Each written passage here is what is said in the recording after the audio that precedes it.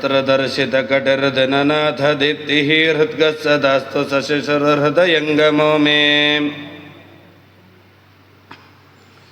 हयग्रीव हयग्रीव हयग्रीवेति यो वदेत तस्य निस्सरते वाणी जह्नुकन्या प्रवाहवत्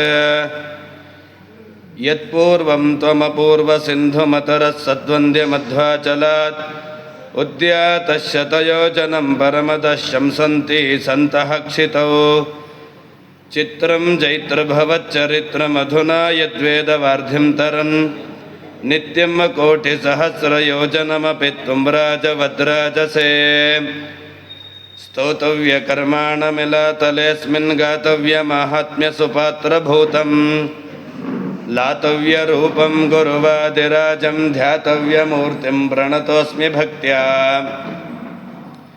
श्रीव्याससेवानरतान् द्वादशाब्दमुपोषितान् विश्वप्रियगुरून् वन्दे वराहमुनिसेवितान् पूज्याय राघवेन्द्राय सत्यधर्मरताय च भजतां कल्पवृक्षाय नमतां कामधेनवे कोलव्यासहयग्रीवपदकञ्जमधुव्रतं श्रीविश्वोत्तमयोगीन्द्रं वन्देऽहं वादराट्प्रियं श्रीगुरुभ्यो नमः।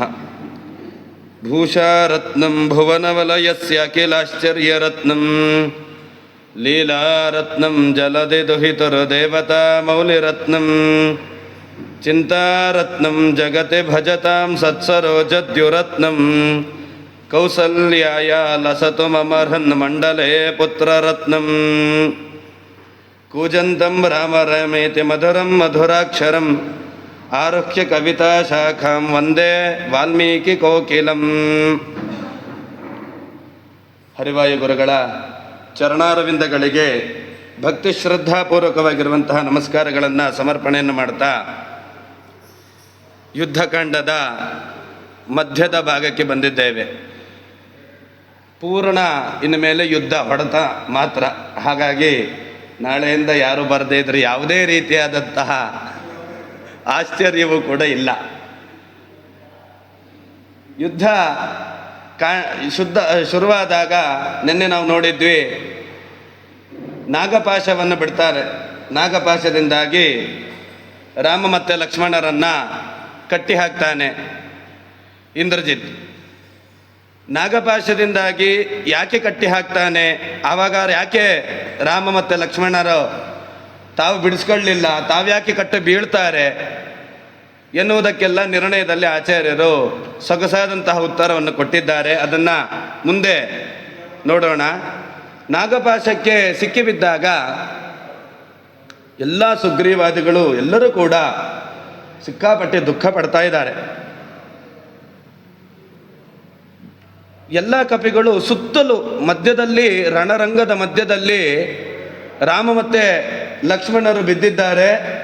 ಅಷ್ಟೂ ಜನ ಕಪಿಗಳು ಸುತ್ತಲೂ ನಿಂತ್ಕೊಂಡು ಆಕಾಶ ನೋಡ್ತಾರೆ, ರಾಮ ಲಕ್ಷ್ಮಣರನ್ನು ನೋಡ್ತಾರೆ, ಅಳ್ತಾರೆ. ಏನು ಮಾಡಬೇಕು ಅಂತ ಗೊತ್ತಾಗ್ತಾ ಇಲ್ಲ. ಸಾಕ್ಷಾತ್ ಜಗದೊಡೆಯ ರಾಮನೇ ಮಲ್ಕೊಂಡಿದ್ದಾನೆ. ಸುಮ್ಮನೆ ನಾವು ಯಾರಾದರೂ ಏನು ಮಾಡಲಿಕ್ಕೆ ಸಾಧ್ಯ ಇದೆ? ಅಂತರಿಕ್ಷಂ ನಿರೀಕ್ಷಂತೋ ದಿಶಃ ಸರ್ವಾಶ್ಚ ವಾನರಾಹ ನ ಚೈನಂ ಮಾಯಯಾ ಛನ್ನಂ ದದೃಶು ರಾವಣಿಂ ರಣೇ.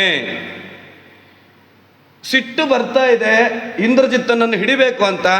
ಇಂದ್ರಜಿತ್ ಕಣ್ಮರೆಯಾಗಿದ್ದಾನೆ, ಕಾಣಿಸ್ತಾ ಇಲ್ಲ ಎಲ್ಲರಿಗೂ. ಅಂದರೆ ಯುದ್ಧ ಆರಂಭ ಆಗಿ ಕೆಲವೇ ದಿನಗಳಲ್ಲಿ ಇಂತಹ ಒಂದು ಪರಿಸ್ಥಿತಿ ಬರ್ತದೆ ಅಂತ ಕಲ್ಪನೆಗೂ ಇರಲಿಲ್ಲ ಯಾರಿಗೂ ಕೂಡ. ಆ ಥರ ಆಗಿದೆ. ಅವಾಗ ಇಂದ್ರಜಿತ್ತು ತಾನು ವಾಪಸ್ಸು ರಾಕ್ಷಸರ ಮಧ್ಯಕ್ಕೆ ಹೋಗಿ ದೂಷಣರನ್ನೆಲ್ಲರನ್ನೂ ಕೂಡ ಕೊಂದಿರುವಂತಹ ರಾಮನನ್ನು ಬೀಳಿಸಿದ್ದೇನೆ, ಕೊಂದಿದ್ದೇನೆ ನಾನು. ನೋಡಿ ಎಷ್ಟು ಮಿಥ್ಯಾಜ್ಞಾನ ಅವನಿಗೆ. ಆ ಮಿಥ್ಯಾಜ್ಞಾನದಿಂದಲೇ ರಣರಂಗದಲ್ಲಿ ಸಾಯುವ ಪರಿಸ್ಥಿತಿ ಬಂತವನಿಗೆ. ರಾಮನನ್ನು ಕೊಂದಾಗಿದೆ ನಾನು. ದೂಷಣಸ್ಯ ಚ ಹಂತಾರೋ ಖರಸ್ಯ ಚ ಮಹಾಬಲೋ ಸಾಧಿತೋ ಮಾಮಕೈರ್ಬಾಣೀಹಿ ಭ್ರಾತರೋ ರಾಮಲಕ್ಷ್ಮಣವು ನೇಮೋ ಮೋಕ್ಷಯಿತಂ ಶಕ್ಯೋ ಏತಸ್ಮಾದ್ ಇಶುಬಂಧನಾತ್. ಜಗತ್ತಿನಲ್ಲಿ ಯಾರೂ ಕೂಡ ಈ ಶರಬಂಧನವನ್ನು ಬಿಡಿಸ್ಲಿಕ್ಕೆ ಸಾಧ್ಯವೇ ಇಲ್ಲ. ಅವರಿಬ್ಬರು ಕೂಡ ಸತ್ತರು, ಇನ್ನು ಏನು ಮಾಡ್ಲಿಕ್ಕೆ ಸಾಧ್ಯ ಇಲ್ಲ ಅಂತ ಇವರಷ್ಟಕ್ಕೆ ಇವರೇ ಸಭೆಗಳನ್ನು ಮಾಡಿಕೊಂಡು ಹೇಳ್ಕೊಳ್ತಾ ಇದ್ದಾರೆ. ಎಲ್ಲ ಕಡೆಯಲ್ಲಿಯೂ ಕೂಡ ಇಂದ್ರಜಿತ್ಗೆ ಭಾರೀ ಸತ್ಕಾರ, ಯಾರೂ ಮಾಡದೇ ಇರುವಂತಹ ಕೆಲಸವನ್ನ ಇಂದ್ರಜಿತ್ ಮಾಡಿದ್ದಾನೆ ಅಂತ ಎಲ್ಲರೂ ಕೂಡ ಅದೇ ಮಿಥ್ಯಾಜ್ಞಾನದಿಂದಿದ್ದಾರೆ. ನೋಡಿ, ಯಾರಿಗೂ ಕೂಡ ರಾಮನಿಗೆ ಈ ಥರ ಆಗಲಿಕ್ಕೆ ಸಾಧ್ಯ ಇಲ್ಲ ಅಂತ ಅನ್ನಿಸ್ಲೇ ಇಲ್ಲ. ಅವರೆಲ್ಲರೂ ಕೂಡ ಒಂದು ಸತ್ತೋಗಾಗೋಗಿದೆ, ಇನ್ನೇನು ಆರಾಮ ಮಜಾ ಮಾಡ್ಕೊಂಡು ಕುಡ್ಕೊಂಡು ತಿನ್ಕೊಂಡು ತೇಲಾಡ್ತಾ ಇದ್ದಾರೆ. ಆದರೆ ಅಲ್ಲಿ ರಾಮ ಸತ್ತಿರಲಿಲ್ಲ. ಒಂದು ವೇಳೆ ಅವರು ಮೊದಲೇ ಆಲೋಚನೆ ಮಾಡಿದ್ದಿದ್ರೆ ರಾಮ ಸತ್ತಿಲ್ಲ ಏನಾದರೂ ಮಾಡಬಹುದು ಅಂತ ಹೇಳಿ, ಏನು ಆಲೋಚನೆ ಮಾಡಿಲ್ಲ. ಆ ಸತ್ತ ಅಂತ ಹೇಳಿಬಿಟ್ಟು ಅಜ್ಞಾನದಿಂದಾಗಿ ಕೂಡಿದ್ದಾರೆ. ಆವಾಗ ಮತ್ತೆ ರಾಮ ಆಮೇಲೆ ಎದ್ದು ಬರ್ತಾನೆ. ಅವಾಗ ಇವರನ್ನ ಉಡಿಸ್ಲಿಕ್ಕೆ ಯಾರೂ ಕೂಡ ಮುಂದೆ ಬರಲಿಲ್ಲ. ಹತೋ ರಾಮ ಇತಿ ಜ್ಞಾತ್ವಾ ರಾವಣಿಂ ಸಮಪೂಜೆ. ನೋಡಿ, ಅವತ್ತು ರಾವಣನನ್ನು ಬಿಟ್ಟರು, ರಾವಣನ ಮಗನಿಗೆ ಷೋಡಶೋಪಚಾರ ಪೂಜೆ ಕೂರಿಸಿ ಏನು ಎಲ್ಲ ಮರ್ಯಾದೆ ಅವನಿಗೆ. ಅವತ್ತು ರಾವಣಿಂ ಸಮಪೂಜೆಯನ್ ನಿಷ್ಪಂದೌತು ತದಾ ದೃಷ್ಟ ತಾವುಭವ ರಾಮಲಕ್ಷ್ಮಣವು ಪ್ರವೇಶ ಪುರೀಂ ಲಂಕಾಂ ಹರ್ಷಯನ್ನ ಸರ್ವರಾಕ್ಷಸನ್ನ ರಾಮ ಲಕ್ಷ್ಮಣಯೋರ್ ದೃಷ್ಟ ಶರೀರೇ ಸಾಯಕೈಶ್ಚಿತೆ. ಹಿಂದೆ ನಾನು ಹೇಳಿದ್ದೆ, ಒಂದು ಅಂಗುಲವೂ ಕೂಡ ಜಾಗ ಇಲ್ಲದೆ ಇರುವಷ್ಟು ರೀತಿಯಲ್ಲಿ ರಾಮ ಲಕ್ಷ್ಮಣರಿಗೆ ಇಂದ್ರಜಿತ್ ಬಾಣವನ್ನು ಬಿಟ್ಟಿರ್ತಾನೆ. ಒಂದೇ ಒಂದು ಅಂಗುಲ ಜಾಗ ಇಲ್ಲ, ಅಷ್ಟು ರೀತಿಯಲ್ಲಿ ಹೊಡೆದಿರ್ತಾನೆ. ಅನಂತರದಲ್ಲಿ ವಿಭೀಷಣ ಬರ್ತಾನೆ. ಆ ಸಂದರ್ಭದಲ್ಲಿ ಎಲ್ಲರೂ ಕೂಡ ಇಲ್ಲಿ ದುಃಖ, ಅಲ್ಲಿ ಸುಖ. ಮೊದಲಿಗೆ ಯಾವತ್ತೂ ನಾವು ಇದನ್ನು ತಿಳ್ಕೊಳ್ಬೇಕು, ಒಳ್ಳೆಯವರಿಗೆ ಮೊದಲಿಗೆ ಭಗವಂತ ಪರೀಕ್ಷೆಗಳನ್ನು ಕೊಡ್ತಾನೆ. ಒಳ್ಳೆಯವರಿಗೆ ಕೈ ಹಿಡಿಯಲ್ಲ, ಆಮೇಲೆ ಕೈ ಹಿಡಿತಾನೆ, ಕೆಟ್ಟವರನ್ನ ಕೈ ಬಿಟ್ಬಿಡ್ತಾನೆ. ಮೊದಲಿಗೆ ಇವರಿಗೆಲ್ಲ ದುಃಖ ಬಂದಿದೆ, ಆದರೆ ಇದು ದುಃಖ ಶಾಶ್ವತ ಅಲ್ಲ. ಆಮೇಲೆ ನೋಡಿ, ರಾಮ ಕಾಡಿಗೆ ಬಂದ, ಅದು ದುಃಖ ಅಂತ ನೀವು ತೆಗೆದುಕೊಳ್ತೀರಾ, ಆಯಿತು. ಆ ದುಃಖ ಎಲ್ಲವೂ ಕೂಡ ಎಷ್ಟು ವರ್ಷ, ಒಂದು 13 ವರ್ಷನಾ? ಆಮೇಲೆ ಎಷ್ಟು ಸಾವಿರ ವರ್ಷ, 13,000 14,000 ವರ್ಷಗಳ ಕಾಲ ರಾಮ ಅಯೋಧ್ಯೆಯನ್ನು ಆಳ್ತಾನೆ. ಅಷ್ಟು ಸಂತೋಷದಲ್ಲಿರ್ತಾನೆ. ಮಾಮೂಲಿ ಮನುಷ್ಯರ ಥರ ವ್ಯವಹಾರ ಅಂತ ಇಟ್ಕೊಂಡ್ರು ಕೂಡ ನೋಡುಗರಿಗೆ ಅಂದರೆ ಸಜ್ಜನರಿಗೆ ಯಾವತ್ತೂ ಕೂಡ ಮೊದಲಿಗೆ ಕಷ್ಟ ಕೊಡ್ತಾನೆ. ಒಳ್ಳೆಯವರಿಗೆ ಪರೀಕ್ಷಾ ಕಾಲ ಅನ್ನುವಂಥದ್ದು ಎಲ್ಲರಿಗೂ ಕೂಡ ಇರ್ತದೆ. ಪರೀಕ್ಷೆಯಲ್ಲಿ ಪಾಸಾದವನಿಗೆ ಮಾತ್ರ ಅಲ್ವಾ ಇವತ್ತು SLC PUC ಯಾವುದೇ ಪರೀಕ್ಷೆಯಲ್ಲಿ ಪಾಸ್ ಆಗಬೇಕು. ಪರೀಕ್ಷೆ ಕಾಲಕ್ಕೆ ನಾವು ಪರೀಕ್ಷೆಗೆ ಹೋಗಲ್ಲ, ನಾವು ಮನೆಯಲ್ಲೇ ಕೂತ್ಕೊಂಡಿರ್ತೀವಿ ಅಂದರೆ ನಿಮಗೆ ಯಾವ ಡಿಗ್ರಿನೂ ಸಿಗಲ್ಲ, ಮುಂದೆ ಸುಖವೂ ಕೂಡ ಸಿಗಲ್ಲ. ಹಾಗೆ ಏವಂ ಪ್ರಾಯಾಣಿ ಯುದ್ಧಾನಿ ವಿಜಯೋ ನಾಸ್ತಿ ನೈಷ್ಠಿಕ. ವಿಭೀಷಣ ಬಂದು ಹೇಳ್ತಾನೆ, ಇದು ಯುದ್ಧ ನಿಮ್ಮ ಮನೆಯಲ್ಲಿ ಅಂಗಳದಲ್ಲಿ ನಡೆದಾಡ್ದಂಗಲ್ಲ, ಯುದ್ಧದಲ್ಲಿ ಈಗ ಆಗುವಂಥದ್ದು ಸಹಜ. ಅದು ಯುದ್ಧದಲ್ಲಿ ಬೀಳದೆ, ಯುದ್ಧದಲ್ಲಿ ಬಾಣ ಬೀಳದೆ ಮತ್ತೆ ಬೇರೆ ಎಲ್ಲಿ ಬೀಳಲಿಕ್ಕೆ ಸಾಧ್ಯ ಇದೆ? ಇದೆಲ್ಲವೂ ಕೂಡ ಅಷ್ಟು ತಲೆಕೆಡಿಸ್ಕೊಳ್ಳೋ ಅವಶ್ಯಕತೆ ಏನಿದೆ? ಅಂಥದ್ದು ಏನಾಗೋಗಿದೆ? ಸಶೇಷ ಭಾಗ್ಯತಾಸ್ಮಾಕಂ ಯದಿವೀರ ಭವಿಷ್ಯತಿ. ಭಾಗ್ಯ ಇದೆ ಅಂತಾದರೆ ಅವರಿಗೆ ಯಾರಿಗೂ ಕೂಡ ಸ್ಮರಣ ಎಲ್ಲ ಬರಲಿಕ್ಕೆ ಸಾಧ್ಯವೇ ಇಲ್ಲ, ನಮಗೆ ಅಪಜಯ ಬರಲಿಕ್ಕೂ ಸಾಧ್ಯವೇ ಇಲ್ಲ. ಸತ್ಯ ಧರ್ಮಾಭಿರಕ್ತ ನಾಂ ನಾಸ್ತಿ ಮೃತ್ಯು ಕೃತಂ ಭಯಂ. ನೋಡಿ ಎಂಥ ಮಾತಾಡ್ತಾರೆ. ಸತ್ಯ ಧರ್ಮ, ಸತ್ಯವಂತರಾಗಿರಬೇಕು. ಧರ್ಮದಲ್ಲಿ ಹೆಜ್ಜೆ ಇಟ್ಟವರಿಗೆ ಯಾವತ್ತೂ ಕೂಡ ಮೃತ್ಯುವಿನಿಂದಾಗಿ ಭಯ ಇಲ್ಲ. ಮೃತ್ಯುವಿನ ಭಯವೇ ಇಲ್ಲ ಅಂದರೆ ಮಾಮೂಲಿ ಬೇರೆ ಭಯಗಳು ಬರಲಿಕ್ಕೆ ಸಾಧ್ಯ ಇದೆಯಾ? ಸಾಧ್ಯ ಇಲ್ಲ. ಏವ ಮುಕ್ತ ತದಸ್ತಸ್ಯ ಜಲಕ್ಲಿನ್ನೇನ ಪಾಣಿನ. ಆಮೇಲೆ ಅವನು ಸುಗ್ರೀವನಿಂದಾದಿಯಾಗಿ ಎಲ್ಲರೂ ಅಳ್ತಾ ಇದ್ದಾರೆ. ವಿಭೀಷಣ ಬಂದು ಕೈಯಿಂದ ನೀರನ್ನು ತೆಗೆದುಕೊಂಡು ಸುಗ್ರೀವನ ಕಣ್ಣನ್ನು ಒರೆಸಿ ಮುಖವನ್ನೆಲ್ಲ ಒರೆಸ್ತಾ ಇದ್ದಾನೆ. ಹೆದರುಕೊಳ್ಳಬೇಡ, ಏನೂ ಆಗುವುದಿಲ್ಲ. ಸುಗ್ರೀವಸ್ಯ ಶುಭೇ ನೇತ್ರೆ ಪ್ರಮಮಾರ್ಜ ವಿಭೀಷಣ ತತಃ ಸಲೀಲಮಾದಾಯ ವಿದ್ಯೆಯ ಪರಿಮರ್ಜ ಚ ಪರಿಜಪ್ಯ ಚ. ಒಳ್ಳೆ ಮಂತ್ರದಿಂದಾಗಿ ಮತ್ತೆ ಸುಗ್ರೀವನಿಗೆಲ್ಲ ಪ್ರೋಕ್ಷಣೆಯನ್ನೆಲ್ಲ ಮಾಡ್ತಾನೆ. ಏನಾಗಲ್ಲ, ಹೆದರ್ಕೊಳ್ಬೇಡ. ಅನಂತರದಲ್ಲಿ ವಿಭೀಷಣ ಹೇಳ್ತಾನೆ, ನೀವು ಇಷ್ಟೊಂದು ದುಃಖ ಪಟ್ಟುಕೊಂಡು ಅವನು ಸುತ್ತವಾಗಿ ನಿಂತುಕೊಂಡು ಬೇರೆ ಯಾವ ಕೆಲಸವನ್ನು ಮಾಡಲಿಲ್ಲ ಅಂತೇಳಿ ಹೇಳಿದರೆ ಅದು ರಾಮನಿಗೂ ಒಳ್ಳೆಯದಲ್ಲ, ನಿನ್ನನ್ನು ನಂಬಿಕೊಂಡು ಬಂದ ರಾಕ್ಷಸರಿಗೂ ಕೂಡ ಒಳ್ಳೆಯದಲ್ಲ. ಯಾವತ್ತೂ ಕೂಡ ನಾವಿದನ್ನು ತುಂಬ ಚೆನ್ನಾಗಿ ಅರ್ಥಕೊಳ್ಳಬೇಕು. ಎಂಥ ಮಾತನ್ನಾಡ್ತಾನೆ. ಅತಿ ಸ್ನೇಹೋಪಿ ಅಕಾಲೇಸ್ಮಿನ್ ಮರಣಾಯೋಪಕಲ್ಪ್ಯತೆ. ಅಕಾಲದಲ್ಲಿ ಸ್ನೇಹ ಮಾಡುವಂತಹದ್ದು ಮರಣಕ್ಕಿಂತಲೂ ಕೆಟ್ಟದು. ಮರಣವೇ ಅವನಿಗೆ. ಅಂದರೆ ಈಗ ಒಬ್ಬ ಡಾಕ್ಟರ್ ಹತ್ರ ಹೋಗಬೇಕು, ಅವನಿಗೆ ರೋಗ ಬಂದಿದೆ, ಅವನಿಗೆ ಆಪರೇಷನ್ ಆಗಬೇಕು. ಅಯ್ಯೋ ಆಪರೇಷನ್ ಮಾಡಿದ್ರೆ ಅವನಿಗೆ ನೋವಾಗುತ್ತಲ್ಲ ಅಂತ ನೀವು ಆಪರೇಷನ್ ಮಾಡದೆ ಕೂತ್ಕೊಂಡ್ರೆ ಅವನು ಬದುಕ್ತಾನಾ? ಬದುಕಲ್ಲ. ಹಾಗೆ ಯಾವುದೇ ಆಗಲಿ, ಒಬ್ಬ ತಾಯಿ ಮಗುವನ್ನು ಬೆಳೆಸಬೇಕಾದ್ರೆ ಮೊದಲಿಗೆ ಹೊಡೆಯಲ್ಲ. ಪಾಪ ನನ್ನ ಮಗು ಪಾಪ ಅಂತೇಳಿ ಏಕಾದಶಿ ಮಾಡಬೇಡ, ಯಾವುದು ಮಾಡಬೇಡ, ಆರಾಮಾಗಿರೋ, ಸುಖವಾಗಿ ತಿನ್ಕೊಂಡಿರೋ ಅಂತ ಹೇಳಿದ್ರೆ ಅವನಿಗೆ ಮರಣವೇ ಮುಂದೆ ಪ್ರಯೋಜನಕ್ಕೆ ಇಲ್ಲ. ಅತಿ ಸ್ನೇಹ ಅಪಿ ಅಕಾಲೇಸ್ಮಿನ್, ಅಕಾಲದಲ್ಲಿ ಸ್ನೇಹ ಮಾಡಬಾರ್ದು. ಯಾವ ಕಾಲದಲ್ಲಿ ಎಷ್ಟು ದುಃಖ ಪಡಬೇಕು ಆ ಮನುಷ್ಯ ಅಷ್ಟು ದುಃಖ ಆ ಕಾಲದಲ್ಲಿ ಪಡಬೇಕು. ಸಣ್ಣವರಿದ್ದಾಗ ದುಃಖ ಪಡಬೇಕು, ಮುಂದೆ ಸುಖ ಇದೆ. ಜೀವನದಲ್ಲಿ ಸುಖ ದುಃಖಗಳು ಬರಲೇಬೇಕು. ನೀವು ಸುಖವನ್ನು ಮೊದಲು ಊಟ ಮಾಡ್ತೀರಾ, ದುಃಖವನ್ನು ಮಾಡ್ತೀರಾ? ಸುಖ ಊಟ ಮಾಡಿದರೆ ಮುಂದೆ ದುಃಖ ಇದೆ, ದುಃಖ ಊಟ ಮಾಡಿದರೆ ಸುಖ ಇದೆ. ಅವ್ರು ಹೇಳ್ತಾನೆ, ಹಾಗಾಗಿ ತಸ್ಮಾದ್ ಉತ್ಸೃಜ್ಯ ವೈಕಲ್ಯಂ ಸರ್ವಕಾರ್ಯ ವಿನಾಶನಂ. ಈ ವಿಕಲತೆ, ಈ ಹೃದಯದಲ್ಲಿ ನೀವು ಏನು ದುಃಖವನ್ನು ಅನುಭವಿಸ್ತಾ ಇದ್ದೀರಲ್ಲ, ಇದನ್ನೆಲ್ಲ ಬಿಟ್ಟುಬಿಡಿ. ಇದರಿಂದ ಯಾವುದೇ ಒಳಗಡೆ ನೀವು ಬೇಯ್ತಾ ಇದ್ರೆ, ಒಳಗಡೆ ದುಃಖಿಸ್ತಾ ಇದ್ರೆ ನಿಮಗೆ ಯಾವುದೇ ಕಾರ್ಯವನ್ನು ಸಾಧಿಸಲಿಕ್ಕೆ ಸಾಧ್ಯ ಇಲ್ಲ ಅಂತೇಳಿ ಹೇಳ್ತಾ ಇದ್ದಾನೆ. ಹಿತಂ ರಾಮಪುರೋಗಾಣಂ ಸೈನ್ಯಾನಾಂ ಅನುಚಿಂತ್ಯತಾಂ ಅಥವಾ ರಕ್ಷತಾಂ ರಾಮ ಯಾವತ್ ಸನ್ನ ವಿಪರ್ಯಯ. ರಾಮನ ಜೊತೆಗೆ ಒಂದು 4 ಜನ ಇರಿ, ಉಳಿದವರೆಲ್ಲ ಇದ್ದೇನು ಮಾಡ್ತೀರಾ? ಇಲ್ಲಿ ಏನು ಮಾಡ್ಲಿಕ್ಕೆ ಸಾಧ್ಯ ಇದೆ ನಿಮ್ಮ ಕೈಯಲ್ಲಿ? ಎಲ್ಲ ಹೋಗಿ ಯುದ್ಧಕ್ಕೆ ಹೋಗೋಣ ಬನ್ನಿ ಅಂತ ಹೇಳಿಬಿಟ್ಟು ವಿಭೀಷಣ ಹೇಳ್ತಾ ಇದ್ದಾನೆ. ವಿಭೀಷಣ ಯಾರತ್ರಾರು ಬಂದರೆ ಕಪಿಗಳೆಲ್ಲ ಓಡ್ತಾ ಇದ್ದಾರೆ. ಯಾಕೆ? ಮತ್ತೆ ಇಂದ್ರಜಿತ್ತೇ ಬಂದೇನೋ ಅಂತ. ಅಲ್ಲಿ ಮನುಷ್ಯರೇ ಯಾರು ಇಲ್ಲ, ಎಲ್ಲ ಕಪಿಗಳೇ ಇರೋದು.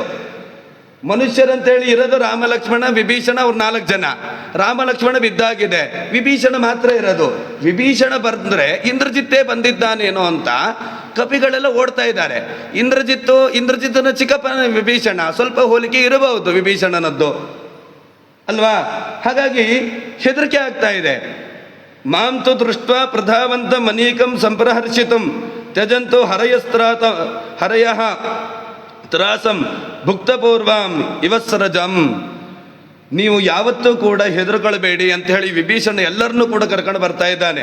ನೋಡಿ, ಅವನು ರಾಮನಿಗೆ ಒಳ್ಳೇದಾಗಬೇಕು, ಧರ್ಮಕ್ಕೆ ಒಳ್ಳೇದಾಗಬೇಕು ಅಂತ ಎಷ್ಟು ಕಷ್ಟಪಡ್ತಾ ಇದ್ದಾನೆ. ರಾಮ ಬಿದ್ದ, ಮತ್ತೆ ರಾವಣನ ಹತ್ರ ಹೋಗೋದು, ರಾವಣ ಬೀಳ್ತಾನೆ, ಮತ್ತೆ ರಾಮನ ಹತ್ರ ಬರೋದು, ಪಕ್ಷಾಂತರ ಮಾಡ್ಕೊಂಡು ಕೂತಿರ್ಲಿಲ್ಲ. ಧರ್ಮಂ ಸಮ್ಮಾನಯಂತಂ ರಘುಪತಿರವತಿ ಅವತಿ. ಧರ್ಮವನ್ನು ಯಾರು ರಕ್ಷಣೆ ಮಾಡ್ತಾನೋ ಅವನನ್ನ ಭಗವಂತ ರಕ್ಷಣೆ ಮಾಡ್ತಾನೆ ಅಂತ ಹನುಮಂತನ ಉಪದೇಶ ಇದ್ದಿದ್ದು ವಿಭೀಷಣನಿಗೆ. ಯಾವ ಕಾಲಕ್ಕೂ ಬ್ರಹ್ಮದೇವರ ಪದವಿಗೆ ಬರುವಂತವರು ಕೊಡುವ ಉಪದೇಶದಿಂದಾಗಿ ವಾಪಸ್ ಬಂದು ನಾವು ಮತ್ತೆ ಸಂಸಾರಕ್ಕೆ ಬರ್ತೇವೆ ಅನ್ನೋ ಪ್ರಮೇಯ ಇಲ್ಲ. ಕೊನೆಗೆ ಬ್ರಹ್ಮನಿಂದಾಗಿ ಉಪದೇಶ, ಅನಂತರದಲ್ಲಿ ಮೋಕ್ಷ. ಬ್ರಹ್ಮದೇವರ ಪದವಿಗೆ ಬರುವಂತ ಹನುಮಂತ ದೇವರು ವಿಭೀಷಣನಿಗೆ ಉಪದೇಶ ಕೊಟ್ಟಿದ್ರು ಹಿಂದೆ. ಹಾಗಾಗಿ ಅಷ್ಟು ದೃಢವಾದಂತಹ ನಿಶ್ಚಯ ವಿಭೀಷಣನಿಗಿದ್ದಿತ್ತು. ಅವ್ರು ಹೇಳ್ತಾ ಇದ್ದಾರೆ, ಆಚಚಕ್ಷೆ ಪ್ರಿಯಂ ಪಿತ್ರೆ ನಿಹತೌ ರಾಮಲಕ್ಷ್ಮಣೌ ಉತ್ತಪಾತ ತಥೋ ಹೃಷ್ಟ ಪುತ್ರಂಚ ಪರಿಷಸ್ವಜೆ. ಈ ಇಂದ್ರಜಿತ್ ಹೋಗಿ ರಾವಣನ ಹತ್ರ ಹೇಳ್ತಾ ಇದ್ದಾನೆ, ಅಪ್ಪ ರಾಮ ಲಕ್ಷ್ಮಣರನ್ನು ನಾನು ಕೊಂದೆ ಅಂತ. ಇವ ರಾವಣ, ಅವನು ಮರವೇ ಅಷ್ಟು ಹೇಗಿದೆ, ಹಣ್ಣನ್ನು ನೋಡಿದ್ರೆ ಮರ ಹೇಗಿದೆ ಅಂತ ಗೊತ್ತು ಮಾಡ್ಬೋದಲ್ವಾ? ಅವನೇ ಅಷ್ಟು ಮೂಢ, ಅವನಿಗಿಂತಲೂ ಮೂಢ. ಇವನು ಇಲ್ಲಿಂದ ಹೋಗಿ ಹಾರಿ ಅವನನ್ನು ಆಲಿಂಗನ ಮಾಡ್ತಾ ಇದ್ದಾನೆ ರಾವಣ. ಎಂಥ ಕೆಲಸ ಮಾಡಿದೆಯಪ್ಪ, ನಿನ್ನಂಥ ವೀರರು ಬೇಕು ಅಂತ ಅವನಿಗೆ ಸಿಕ್ಕಾಪಟ್ಟೆ ಸಮಾಧಾನ, ಅವನಿಗೆ ಎಲ್ಲ ರೀತಿಯಾದಂತಹ ಉಪಚಾರಗಳನ್ನು ಮಾಡ್ತಾ ಇದ್ದಾನೆ ರಾವಣ. ಆಮೇಲೆ ರಾವಣ ಮೊದಲು ಮಾಡಿದ ಕೆಲಸ ಏನು ಅಂದರೆ, ಇನ್ನೊಬ್ಬರ ಮನೆಗೆ ಬೆಂಕಿ ಬಿದ್ದಾಗ ದೀಪ ಹಚ್ಚುವನು ರಾವಣ. ಅಲ್ಲಿ ಸಾವಿನ ಮನೆಯಲ್ಲಿ ಬೇಕಾದರೂ ಅವನು ಭೋಗವನ್ನು ಅಪೇಕ್ಷೆ ಪಡ್ತಾನೆ. ರಾಮ ಮತ್ತೆ ಲಕ್ಷ್ಮಣ ಸತ್ತಿದ್ದಾರೆ, ಅದು ಹತ್ತಿದ್ದಾರೆ ಅಂತ ಇವನು ಅನ್ಕೊಂಡಿದ್ದಾನೆ. ಇಮಿಡಿಯೇಟ್ ಅವನು ಮಾಡಿರೋ ಕೆಲಸ ಏನು? ಸೀತೆಯನ್ನು ಕರ್ಕೊಂಡು ಬನ್ನಿ. ಎಲ್ಲ ರಾಕ್ಷಸಿಯರನ್ನು ಕರೀತಾನೆ, ತ್ರಿಜಟೆ ಮೊದಲಾದವರನ್ನು ಕರೀತಾರೆ. ಪುಷ್ಪಕ ವಿಮಾನವನ್ನು ಏರಿಕೊಂಡು ಸೀತೆಯನ್ನು ಕರ್ಕೊಂಡು ಬನ್ನಿ, ತೋರಿಸಿ ಎಲ್ಲ ಸೀತೆಗೆ. ಎಲ್ಲರೂ ಕೂಡ ಸತ್ತು ಹೋಗಿದ್ದಾರೆ, ಈಗಾದ್ರೂ ಸೀತೆ ನನ್ನ ಹತ್ರ ಬರಬೇಕು, ಬರ್ತಾಳೆ ಅಂತ. ಅಂತಹ ಅಂದ್ರೆ ಅಜ್ಞಾನದ ಮೇಲೆ ಅಜ್ಞಾನ, ವಿಪರೀತ ಜ್ಞಾನ ಅವನಿಗೆ. ಹತೌ ಇಂದ್ರಜಿತ ಖ್ಯಾತ ವೈದೈಕ್ಯ ರಾಮಲಕ್ಷ್ಮಣೌ ಪುಷ್ಪಕಂಚ ಸಮಾರೋಪ್ಯ ದರ್ಶಯಧ್ವಂ ಹತೌರಣೆ. ಅವನಿಗೆ ಸೀತೆಗೆ ಎಲ್ಲರೂ ಕೂಡ ತೋರಿಸಿ ರಾವಣೋ ಅಕಾರಯಲ್ಲಂಕಾಂ ಪತಾಕ ಧ್ವಜಮಾಲಿನೀಂ. ಇಡೀ ಲಂಕೆಗೆ ಒಳ್ಳೆ ಮದುವೆ ಮನೆಯ ಸಿಂಗಾರವನ್ನು ಮಾಡ್ತಾ ಇದ್ದಾನೆ ರಾವಣ. ಇಡೀ ಲಂಕೆಗೆ ಆಯ್ತಲ್ಲ, ರಾಮ ಸತ್ತ, ಇನ್ನೇನು ಮುಗೀತ, ಅಲ್ಲಿಗೆ ಸೀತೆ ನನ್ನವಳು, ಮತ್ತೆ ಮದುವೆ ಆಗ್ತೀನಿ ನಾನು. ಯಾವತ್ತೂ ಹೆಣ್ಣಿನ ಲೋಲುಪತೆಯಲ್ಲೇ ಇದ್ದವನು ರಾವಣ. ಅದೇ ಆಲೋಚನೆ ಅವನಿಗೆ. ಪ್ರಾಘೋಷಯತ ಕೃಷ್ಣಶ್ಚ ಲಂಕಾಯಾಮ ರಾಕ್ಷಸೇಶ್ವರ ರಾಘವೋ ಲಕ್ಷ್ಮಣಶ್ಚೈವ ಹತಾವಿಂದ್ರಜಿತಾರಣೆ. ಎಲ್ಲ ಕಡೆಯಲ್ಲಿಯೂ ಕೂಡ ಭೇರಿ ನಾದಗಳನ್ನು ಮಾಡಿಸಿ ಘೋಷಗಳನ್ನು ಮಾಡಿಸ್ತಾ ಇದ್ದಾನೆ. ನನ್ನ ಮಗ ಇಂದ್ರಜಿತ್ತು ರಾವಣನನ್ನು ಕೊಂದಿದ್ದಾನೆ, ಲಕ್ಷ್ಮಣನನ್ನು ಕೊಂದಿದ್ದಾನೆ ಅಂತ ಎಲ್ಲ ಕಡೆಯಲ್ಲಿ ಮಾಡಿಸ್ತಾ ಇದ್ದಾರೆ. ಅನಂತರದಲ್ಲಿ ಭರ್ತ ಈಗ ಸೀತೆಯನ್ನ ಪುಷ್ಪಕ ವಿಮಾನದಲ್ಲಿ ತ್ರಿಜಟೆ ಕರೆದುಕೊಂಡು ಬರ್ತಾ ಇದ್ದಾಳೆ. ಎಲ್ಲ ಕಡೆ ಅವನು ಹೇಳಿದ್ದಾರೆ ತೋರಿಸ್ಬೇಕು ಅಂತ, ತೋರಿಸ್ಲಿಕ್ಕೆ ಕರ್ಕೊಂಡು ಬರ್ತಾಳೆ. ತೌ ದೃಷ್ಟ ಭ್ರಾತರೌ ತತ್ರ ವೀರೌ ಸ ಪುರುಷರ್ಷಭೌ ಶಯಾನೋ ಪುಂಡರೀಕಾಕ್ಷೌ ಕುಮಾರೌ ಪಾವಕಿ ಶರತಲ್ಪಗತೌ ವೀರೌ ತಥಾಭೂತೌ ನರರ್ಷಭೌ ದುಃಖಾರ್ಥ ಸುಭೃಶಂ ಸೀತಾ ಸುಚಿರಂ ವಿಲಲಾಪಃ ಭರ್ತಾರಂ ಮನವತ್ಯಾಂಗಿ ಲಕ್ಷ್ಮಣಂ ಚಾಸಿತೆ ಕ್ಷಣ ಪ್ರೇಕ್ಷ ಪಾಂಸು ವೇಷ್ಟಂತೋ ರುರೋಧ ಜನಕಾತ್ಮಜ.